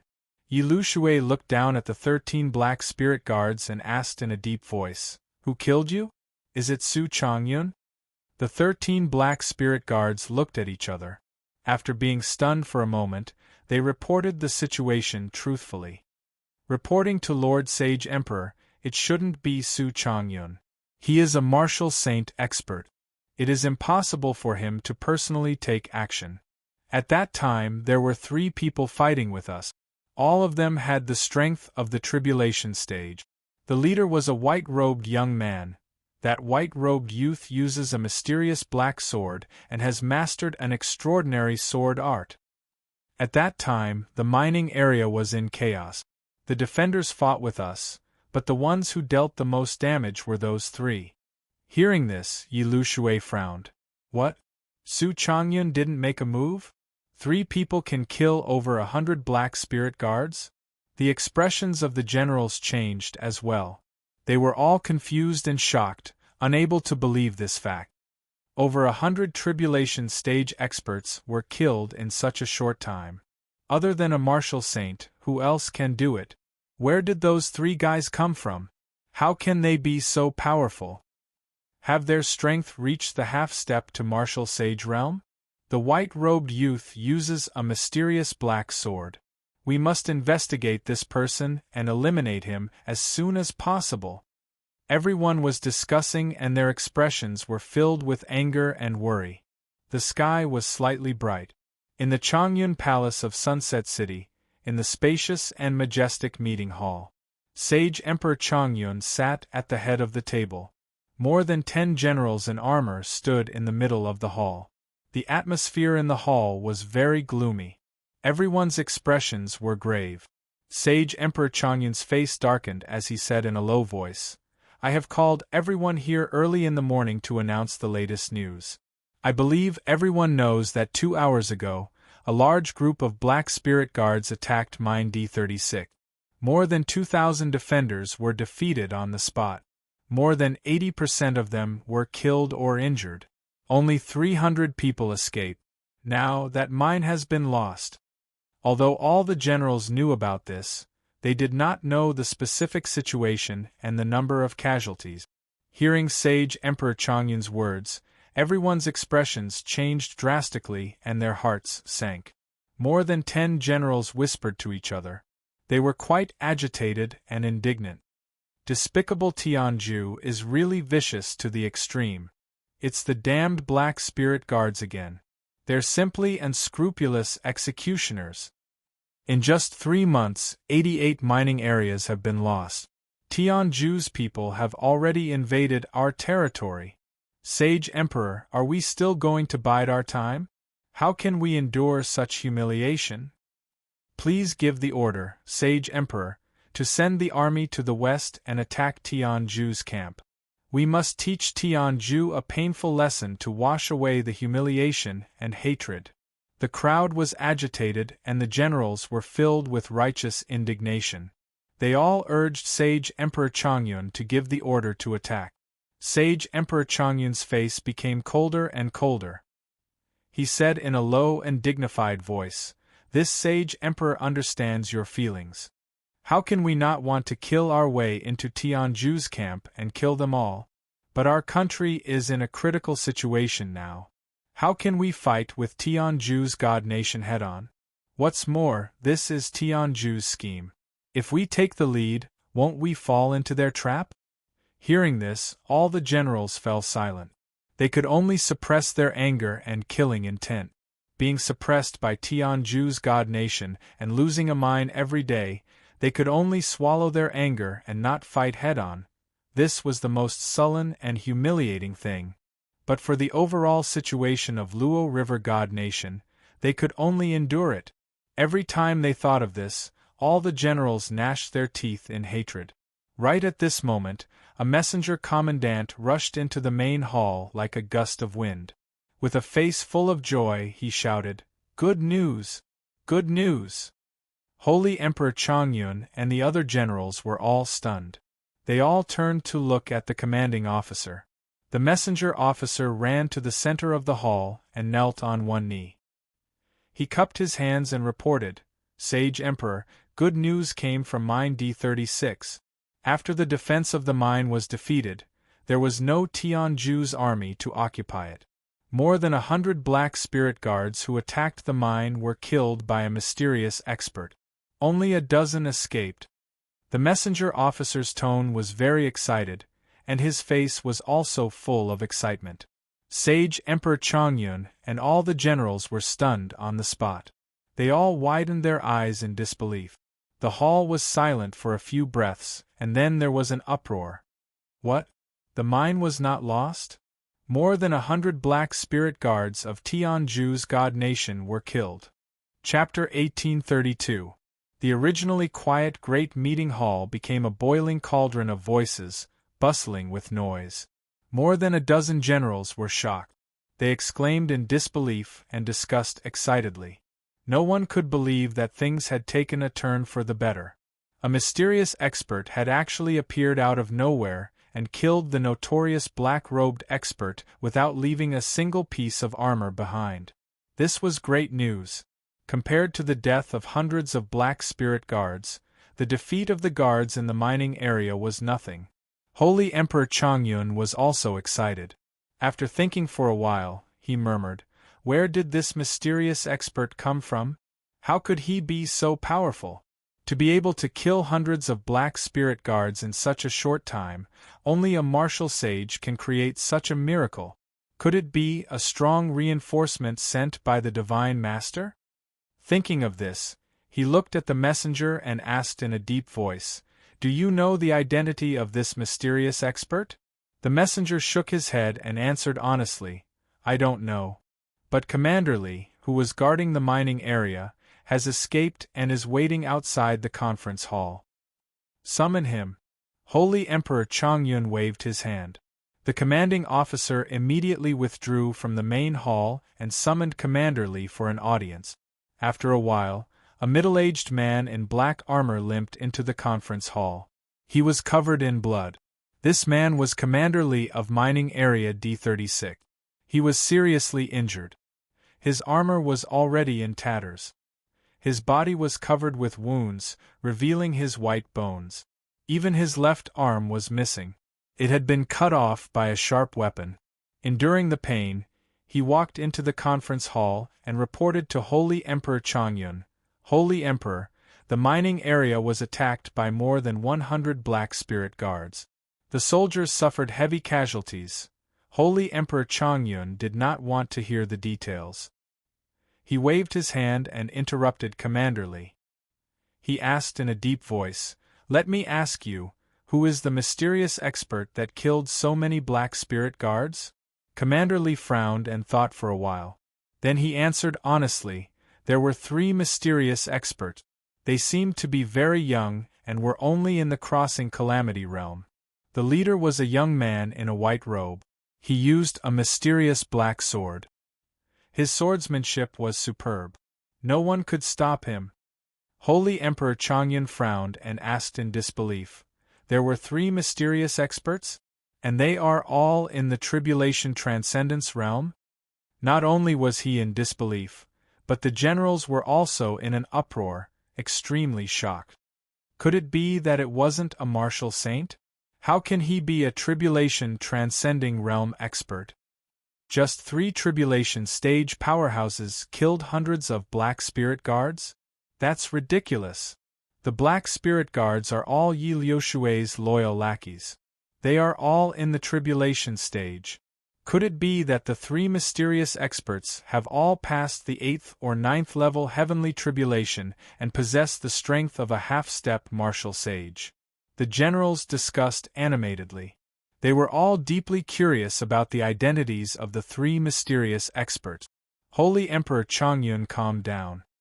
His brows gradually relaxed, and his expression relaxed. Everyone, it is our fortune that such an unbelievable miracle occurred in the Sunset Divine Mine. The mysterious experts helping us in the dark are not martial saints, but 3 tribulation-passing experts. This is a good thing for us.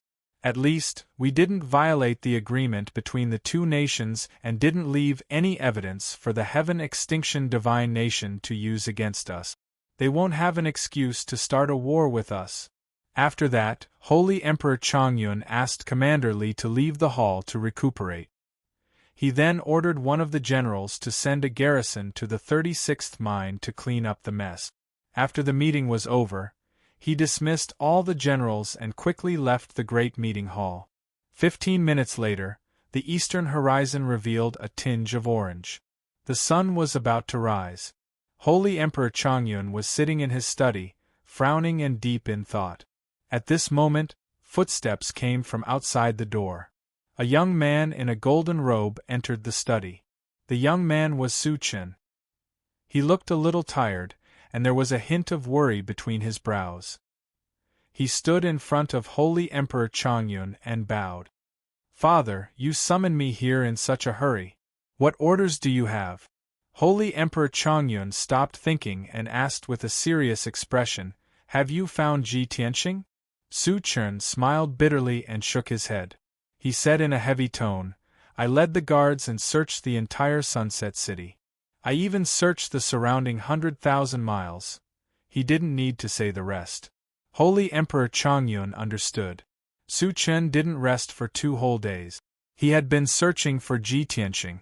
Holy Emperor Chongyun sighed heavily and said in a low voice, "Since you can't find him in Sunset City, expand the search area and continue to search. You can't rest until you find him. You can't slack off. Damned bastard brat, I'm already so busy that I'm in a terrible fix, but he actually came to add to the mess at this time. Damn it. If I knew he was so arrogant, I wouldn't have agreed to Granny Long's request. I wouldn't have asked him to help." Su Chen nodded and said in a serious tone, "Father, don't worry. I'll find Ji Tianxing even if I have to exhaust my last bit of strength." After a moment of silence, he asked again, "Father, when I came back, I heard that the Black Spirit Guards attacked the mine last night. What's the situation?" Holy Emperor Chongyun's expression softened when he mentioned this. Mine D36 was attacked by more than 100 Black Spirit Guards. 80% of the guards died. However, 3 mysterious powerhouses secretly killed more than 100 Black Spirit Guards. It's really satisfying and boosted the morale of the entire army. Su Chen's eyes lit up and he asked, "There's such a turn of events? That's great. Father, who are those 3 mysterious powerhouses? Are they reinforcements sent by the Divine Master?" Holy Emperor Chongyun shook his head and said, "They shouldn't be sent by the Divine Master. After all, I didn't receive any orders from the Divine Kingdom. According to Commander Lee, the three mysterious powerhouses were very young and only had the strength of a tribulation realm cultivator. The leader was a white-robed youth who used a mysterious black sword. His swordsmanship was superb and no one could stop him. Su Chen was startled. He frowned and thought for a moment.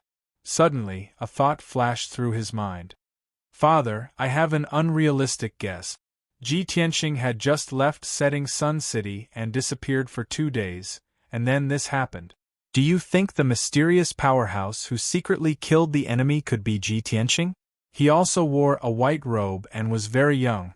He had the strength of a tribulation realm cultivator. Divine Emperor Chongyun revealed an indecipherable smile and shook his head gently. This emperor also thought of this possibility and was just thinking about it. However, I don't think it's him. After all, he came alone and didn't bring any helpers. There were 3 mysterious powerhouses. Moreover, he only has the strength of a tribulation realm cultivator.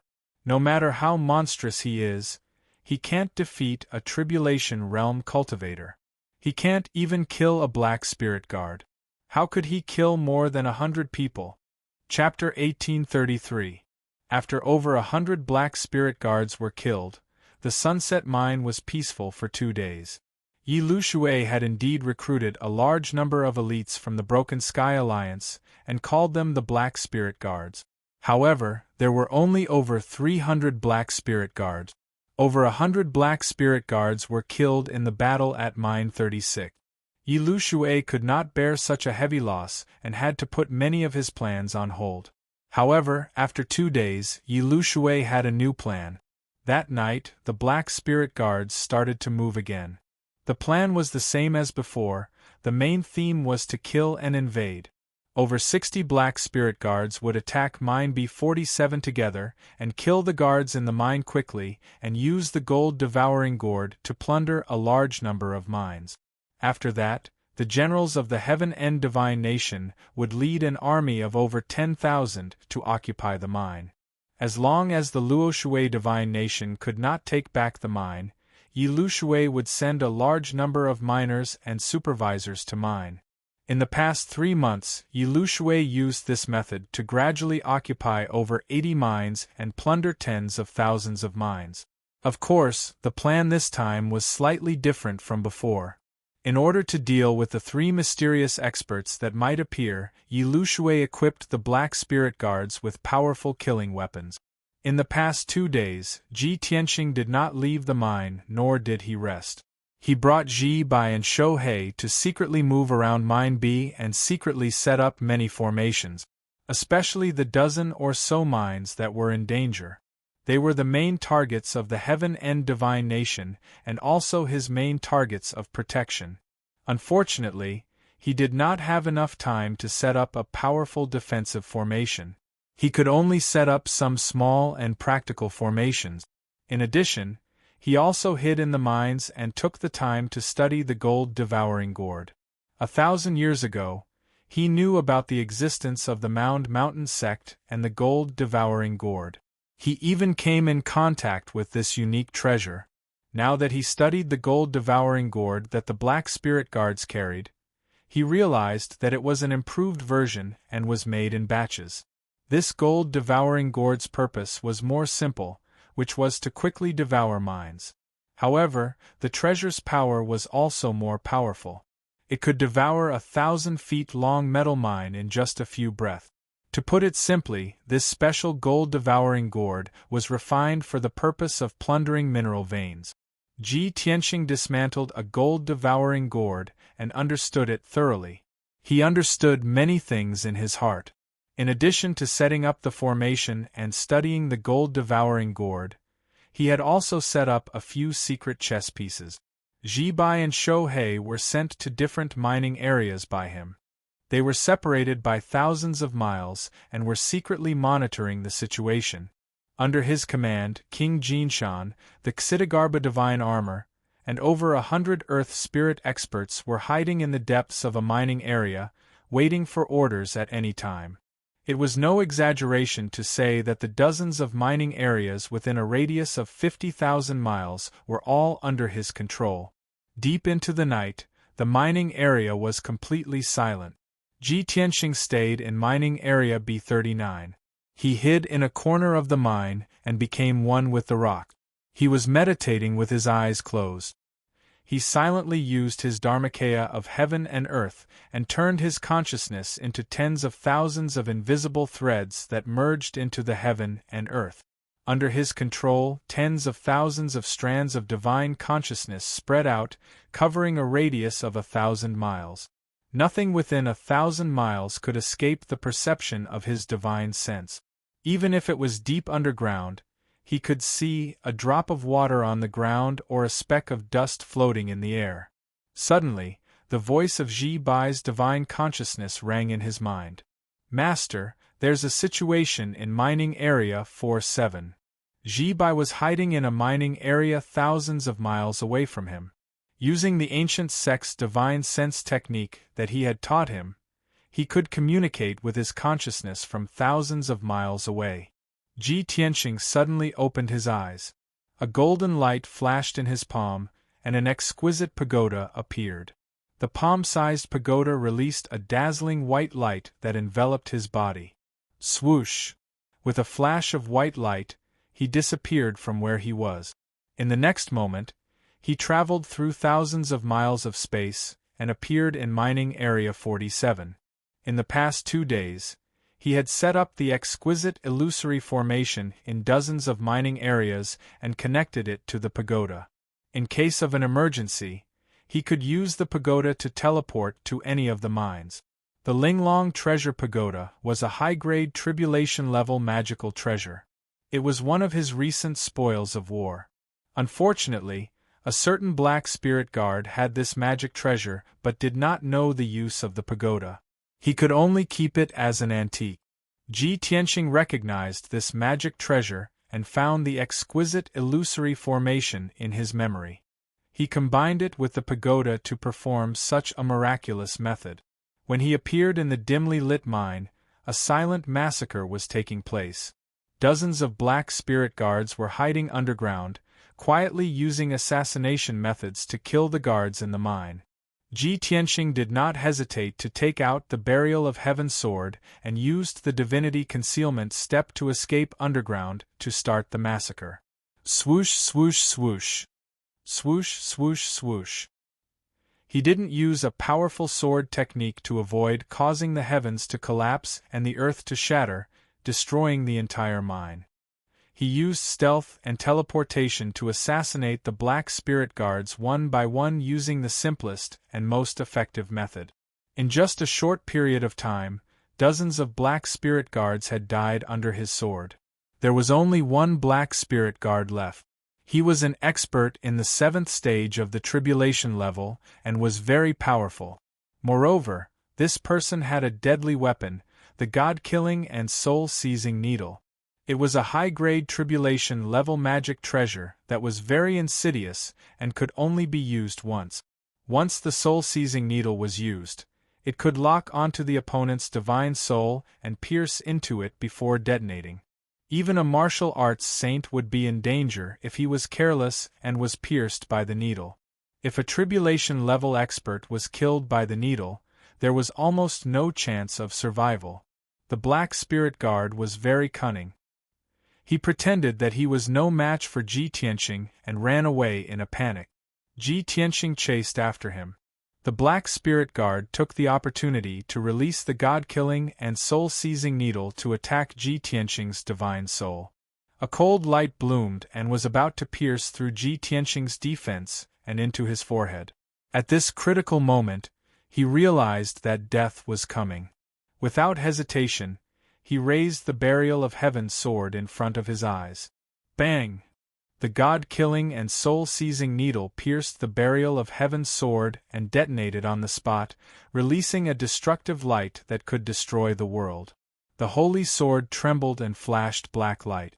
Ji Tianxing was also sent flying. He spat out blood and smashed into the ruins. The incomparably violent explosive power blasted the entire mine into ruins, and everything within a radius of 200 miles collapsed. Fortunately, the Burial of Heaven sword blocked 60% of the explosion. Ji Tianqing was only slightly injured. If he did not have the Burial of Heaven sword, he would be in a dire situation. Even if he did not die, he would be seriously injured. He wiped the blood from the corner of his mouth and rushed out of the ruins with a cold face. He chased after the Black Spirit Guard with all his strength. Chapter 1834. This Black Spirit Guard in the 7th stage of the Tribulation Realm was the leader of this team. Yi Lushui had high hopes for this person, so he gave him a god-slaying and soul-seizing needle to deal with the mysterious powerhouse. Unfortunately, this person had used the god-slaying and soul-seizing needle, but he was unable to kill Ji Tianqing. He was only slightly injured. After dealing with this Black Spirit Guard, Ji Tianqing quickly rushed to another mine. In a mine thousands of miles away, a dozen Black Spirit Guards were slaughtering the guards of the mine. These Black Spirit Guards were probably in a frenzy, so they no longer kept a low profile. They unleashed all kinds of terrifying spells, massacring the defenders in large numbers, causing the mine to crack and collapse in large areas. Of course, in the process of killing, the Black Spirit Guards did not forget to use the gold-devouring gourd to plunder the mines. After Ji Tianqing arrived, he launched a merciless counterattack. The dozen Black Spirit Guards had a tacit understanding. After discovering him, they stopped chasing the guards and desperately besieged him. The leader was in the 7th stage of the Tribulation Realm and had a god-slaying and soul-seizing needle in his hand. When Ji Tianqing tried his best to resist and deal with the Black Spirit Guards, the leader took the opportunity to release the god-slaying and soul-seizing needle to take his life. Fortunately, Ji Tianqing had the previous experience and was prepared. When the god-slaying and soul-seizing needle appeared, he was ready. He waved the sword of Burial of Heaven to block it. Boom! With a loud sound, the sword of Burial of Heaven slashed the god-slaying and soul-seizing needle, and a dazzling white light burst out. The dazzling white light was the light of annihilation that could destroy heaven and earth. It instantly spread out and covered a radius of 200 miles. Within this area, all the rocks, earth, and mines were destroyed by the light of annihilation. When the white light dissipated, this area had become a blank area. Over 1,000 defenders were killed, turned into dust, and disappeared. Among the dozen Black Spirit Guards, 3 were killed on the spot and turned into a pile of black ashes. The rest of the people were seriously injured, and only the leader was lightly injured. Ji Tianqing, on the other hand, was safe and sound. It was just that his divine soul was shaken and he was a little dizzy, but he recovered very quickly. Seeing this, the Black Spirit Guards were shocked and could not believe their eyes. Ji Tianqing was thoroughly enraged. Like a berserk god of death, he held the sword of Burial of Heaven and began a massacre. How could those heavily injured Black Spirit Guards stop him? In the short span of 100 breaths, more than 10 Black Spirit Guards were killed. The leader with the strongest strength only managed to escape 1,000 miles before Ji Tianqing caught up with him and chopped him into pieces with one sword strike. After killing this group of Black Spirit Guards, Ji Tianqing rushed to another mine without stopping. In the next hour, the entire 47th mining area was plunged into chaos. The fighting was so intense that the sky darkened. In the end, 70% of the mine's defenders were killed, and only 100 or so managed to escape. The leader of the mining area and the 2 powerhouses were lucky enough to survive. They escaped from the mining area with heavy injuries and went to report the news. 90% of the 60 Black Spirit Guards were also killed by Ji Tianqing. Only 5 Black Spirit Guards escaped from the mining area in advance when they saw that the situation was not good.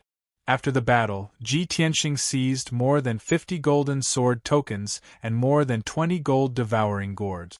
Of course, there were also more than 100 gem veins and more than 50 space rings. Each space ring contained a huge amount of cultivation resources and wealth. Together with the spoils of war from 2 days ago, He would not have to worry about cultivation resources for many years to come. The news of the 47th mining area quickly spread to the Tianjue camp and the Sunset City. When the two sides heard the news, they naturally had two different reactions. The Tianjue camp was gloomy and the morale was low. Yi Liushui's face was twisted with anger, and he roared with murderous intent. He had adjusted the action plan and used several god-killing and soul-seizing needles, but the plan still failed. Another 60 black spirit guards were killed. Such a heavy loss made his heart bleed.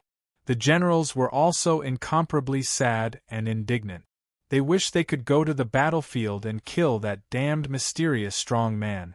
In the army, the news about the mysterious strong man and the white-robed young man spread rapidly. The name, white-robed killing god, spread like wildfire, and became more and more mysterious in the army. On the other hand, in the Sunset City, Holy Emperor Chongyun and the generals were in high spirit. In their hearts, the death of more than 2,000 guards was not a big deal. The death of more than 60 black spirit guards was the greatest victory and gain. Holy Emperor Chongyun and the generals were full of gratitude and curiosity toward the mysterious strong man. Everyone was talking about it, and they wished they could go to the mining area and see who the three mysterious strong men were. The leader of the mining area was smart enough to take the time to observe the mysterious strong man in the white robe during the battle. In the meeting hall, in front of Saint Emperor Chongyun and all the generals, he described the white-robed expert's brilliance vividly. It was very vivid. The process from his mouth was very thrilling, and it made everyone even more curious about the strong man in the white robe. Thus, Holy Emperor Chongyun decided to send reinforcements to strengthen the defense of the mining area. At the same time, he ordered the leaders and generals of the mining area to investigate the identities of the three mysterious strong men. Especially the strong man in the white robe. He was an important person to investigate. Of course, after the meeting, he summoned Su Chen to ask about Ji Tianxing. Su Chen still did not rest. He led the guards and searched everywhere for Ji Tianxing. He was dizzy from the search. After a few days of fruitless searching, Su Chen was already mentally and physically exhausted. He was very angry with Ji Tianxing and scolded him behind his back. If not for Ji Tianxing's special identity, he would not care about Ji Tianxing's life or death. A few days later, news about the black spirit guards and the strong man in the white robe spread in the Sunset City. All the generals held the white-robed expert in high esteem. Countless soldiers also respected and worshipped him. Some people called him the white-robed killing god and prayed that he could kill all the black spirit guards and resolve the crisis of the Sunset Mine. Soon, another 3 days passed. After 2 failures, Yi Liushui decided to temporarily stabilize the situation and not expand or invade. He sent out dozens of black spirit guards in teams of 3 to guard the mines that he had already conquered. For now, he did not hope to conquer more mines. He only hoped to defend the mines that he already had. Especially the 20 mines that he had conquered in the past month. The mines that were close to the Luoshui God Kingdom were the most dangerous areas. As long as he could defend these mines and stall for time, the Heaven's End God Kingdom would be able to plunder more ores. However, something happened that made Yi Liushui so angry that he vomited blood. He did not send the black spirit guards to invade the mines, but the white-robed killing god took the initiative to attack. In 3 days, many mines were attacked. Thousands of miners and guards were mercilessly slaughtered by the white-robed killing god. Chapter 1835. The people of the Heaven's End Divine Nation were well aware. As long as the 2 divine nations did not go to war, they could only occupy the mining areas temporarily and would have to return them sooner or later. Before returning the mining areas, they only wanted to mine as much as possible and plunder the resources. But they did not expect that they would be attacked by the god of massacre after occupying the mining areas for only a few days. This was especially true for the newly occupied mining areas. Before they could extract much ore, they had already fallen into enemy hands. The guards and supervisors guarding the mining areas, as well as tens of thousands of miners, were all killed. Within 3 days, all 5 mining areas were lost and more than 50,000 people were killed. Among them were 10 Tribulation Realm Black Spirit Guards and more than 400 Essence Soul Realm experts. The God of Massacre's powerful strength and ruthlessness terrified the people of the Heavens and Divine Nation. For a time, the newly occupied mining areas were in a state of panic and uneasiness. When the news reached the camp of the Heavens and Divine Nation, Yi Lushui quickly gathered the generals and discussed countermeasures overnight. It was said that the generals discussed for a long time with indignation. Everyone hated the God of Massacre to the core and regarded him as the biggest stumbling block, a target that must be eliminated. Most of the generals proposed to send the most elite Black Spirit Guards with the help of the Immortal Guards to kill the God of Massacre. Moreover, the Heavens and Divine Nation would temporarily stop invading the mining areas and focus on defense. Especially the newly occupied mining areas, they must send a large number of troops and experts to guard against the God of Massacre's attack. That night, after Yi Lushui discussed the plan with the generals, he gave orders on the spot to make new deployments and arrangements. In addition, he also announced a reward. Whoever could kill the God of Massacre would be rewarded with a saint-level magic treasure and 50 million cultivation resources. After this news spread, everyone was indescribably shocked and excited to the extreme. Even the generals were very tempted and wanted to fly to the mining areas and kill the God of Massacre with their own hands. In just one day, Yi Lushui's orders and plans were implemented. The 18 newly occupied mining areas were all fortified and guarded. Many Black Spirit Guards and Immortal Guards were stationed there. Several teleportation formations and channels were also set up between the mining areas. Once a mining area was attacked by the God of Massacre, the experts in other mining areas could quickly rush over to support. Many powerhouses were waiting for the white-robed God of Death to walk right into their trap. Compared to the solemn atmosphere of the Heaven Absolute Camp, Sunset City had always been relaxed and cheerful. Saint Emperor Chang Yun and the soldiers would receive the latest news every day. They would receive frequent reports from the front lines. Most of the news was the same. The white-clothed killing god had attacked another mining area and slaughtered all the guards and miners of the Heaven End God Nation. The Heaven End Divine Nation suffered heavy casualties and was forced to abandon the mining area and flee in panic. In just 3 days, the white-clothed Reaper had attacked 5 mining areas and slaughtered more than 50,000 people. Saint Emperor Chang Yun and the other generals were amazed by the white-clothed killing god's terrifying strength. They did not forget to send out a large number of experts and guards to take back the mining areas. At the same time, Holy Emperor Changyun also passed down orders for the leaders of the various mines to be on standby at any time.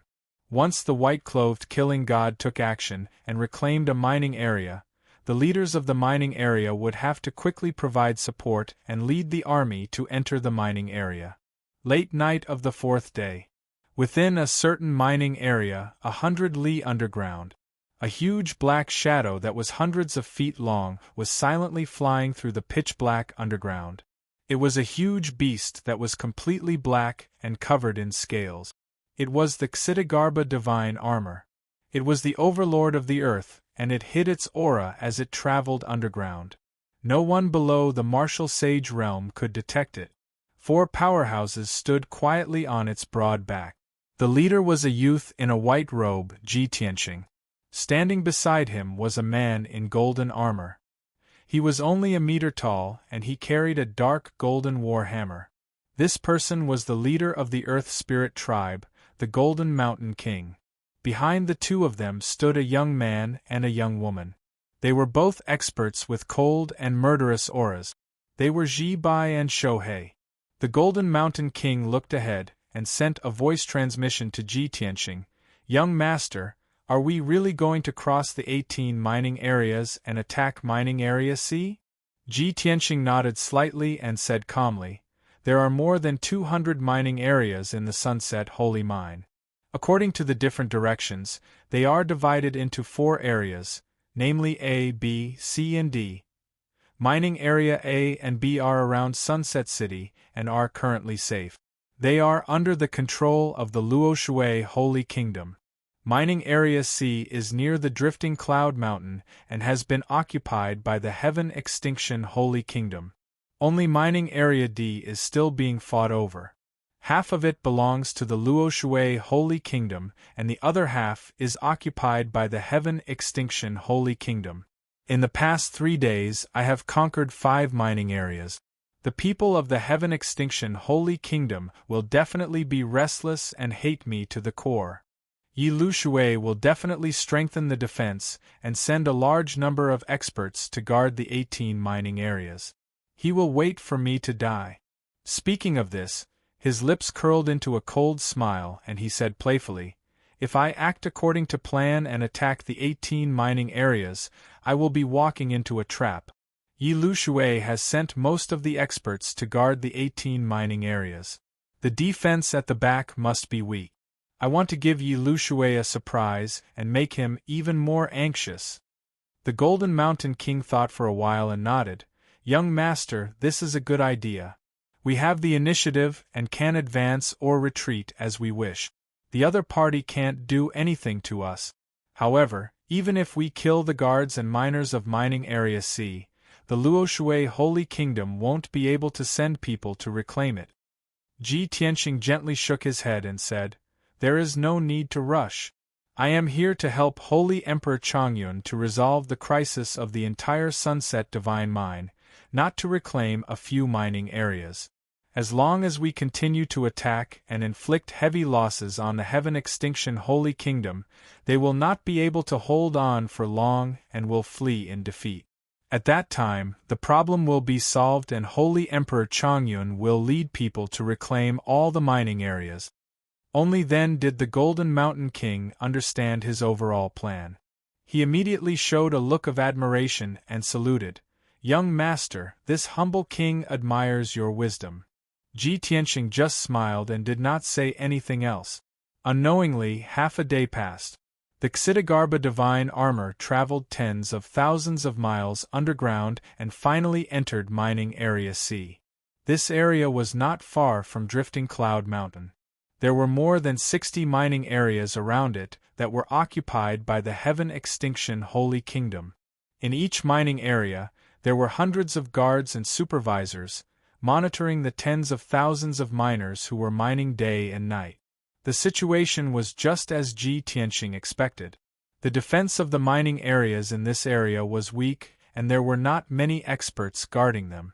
After all, Yi Lu Shui had sent most of the experts to Mining Area D. Ji Tianxing randomly picked a mining area and immediately began to move. The Golden Mountain King and the Xitigarbha Divine Armor hid in the mining area and used a secret technique to control the power of the earth to form an invisible shield and seal the mining area. Chapter 1836.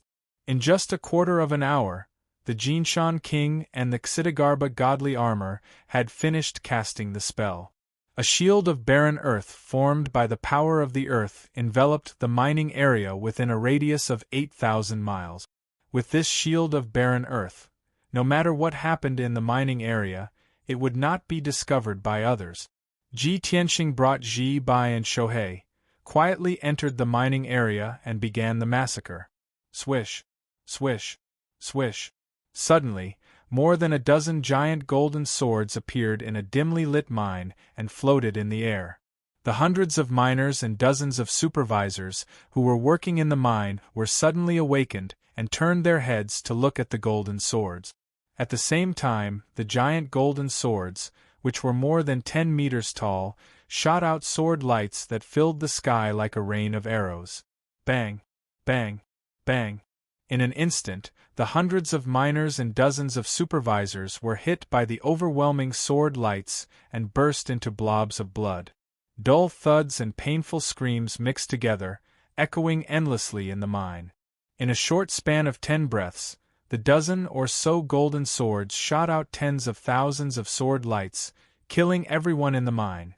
The miners and supervisors did not know who the murderer was until they died. From the beginning to the end, Ji Tianxing did not show his face. Soon, the giant golden swords dissipated. Ji Tianxing quietly left and quickly rushed to the next mine. Not long after, he entered another mine and used the same trick again, quickly killing hundreds of people. Next, the same scene played out again and again. Tragic massacres also occurred in the various mines and tunnels one after another. Ji Tianxing acted alone, while Ji Bai and Shohei worked together. With their strength, killing the supervisors and guards of the primordial soul realm and the miners of the soul refining realm was as easy as blowing off dust. Only when they encountered the powerhouses of the tribulation realm would they spend more time and effort. However, there were only 2 powerhouses of the tribulation realm in the mining area within a radius of 8,000 miles. Ji Tianxing alone killed the 2 powerhouses of the tribulation realm in a dozen moves. About 2 hours later, the entire mine quieted down. More than 10,000 miners, 2,000 supervisors and guards, as well as 2 tribulation cultivators, had all been wiped out. Ji Tianxing left with Ji Bai and Shohei. The Golden Mountain King and Xitigarbha Divine Armor also removed the shield of barren earth. After that, everyone quietly rushed to the next mining area. It was the same method, and the same scene of slaughter was quickly repeated. 1 mine, 2 mines, 3 mines, unknowingly 2 days had passed. In the next 2 days, Ji Tianxing and the others had slaughtered close to 200,000 Heaven's Extinction Divine Nations people. 19 mining areas were lost. All the miners and guards had turned into corpses, and the mine was like a slaughterhouse. After 2 days of continuous fighting, Ji Tianxing and the others had expended a lot of magic power and were mentally exhausted. Thus, everyone quietly left the area and hid to rest. At the same time, the news of the 19 mining areas being lost one after another also reached the camp of the Heaven Absolute Divine Nation. In the meeting hall, there was a heavy and solemn atmosphere. When Yi Lushui heard the news, he was so angry that his eyes turned red. He smashed the beam in the hall with his palm. All the generals were silent. They were so scared that their faces turned pale and their bodies trembled. In the Heaven Absolute Divine Nation, Yi Lushui's reputation was extremely resounding. He was a terrifying martial saint, a butcher and an executioner. He was in charge of the Divine Guard Legion and carried out the will of martial god Tianju. He supervised the entire divine nation and had the power to kill. In the past 1,000 years, there were at least 8 million people who had died directly or indirectly under Yi Lushui's hands. A few days ago, Yi Lushui had gathered all the generals to discuss countermeasures. As a result, everyone unanimously decided to strengthen the defense in the 18 mining areas of D, and a large number of powerhouses and divine guards would be stationed there. Everyone thought that this time, the white-clothed god of death would definitely walk into the trap and die. But it turned out that they were all fooled by the white-clothed god of death. The white-clothed god of death had already seen through their conspiracy and did not attack the 18 mining areas at all. Instead, he went to the C mining area to cause trouble. The death of 200,000 miners and guards was a painful blow to the Heaven Absolute Divine Nation. Who could be responsible for such a heavy loss?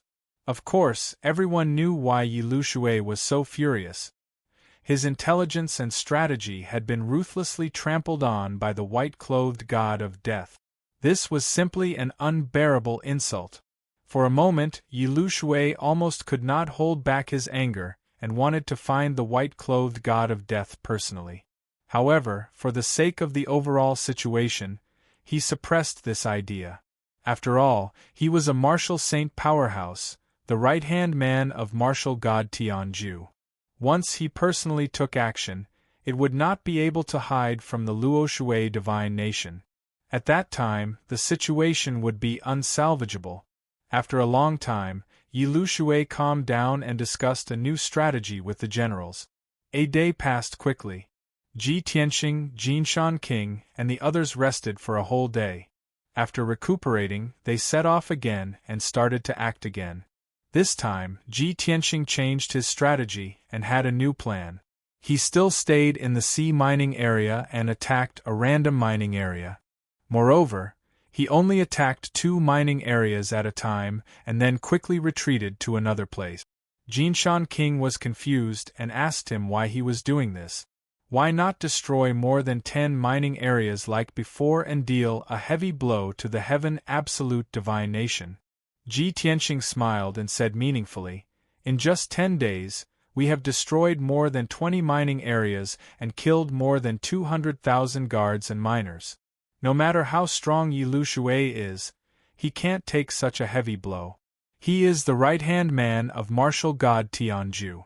He is proud and arrogant. How can he take such an insult? I guess he must be furious and can't wait to tear me into pieces. He might even give a death order to kill me at all costs. They are in the light and I am in the dark. I have the initiative in my hands. How can I give them a chance to take advantage of me? Even I don't know where my next target is, so how could they possibly surround me?" After hearing his words, the Jinshan King understood what he meant and laughed heartily. "Ha ha ha ha! Young master, your idea is wonderful! You are fighting a battle of wits and courage with Yi Lu Shui. That old man will be angered to death by you sooner or later." In the next 2 weeks, Ji Tianxing had been cruising in the depths of the underground and didn't show up easily. He sometimes appeared in Mining Area C, sometimes in Mining Area D, and sometimes at the foot of Drifting Cloud Mountain. In short, his whereabouts were erratic and unpredictable, and there was no pattern to speak of. With the help of the Xitigarbha divine armor, the overlord of the earth, he was like a god underground. Except for martial saints, no one could catch up with him and no one could kill him.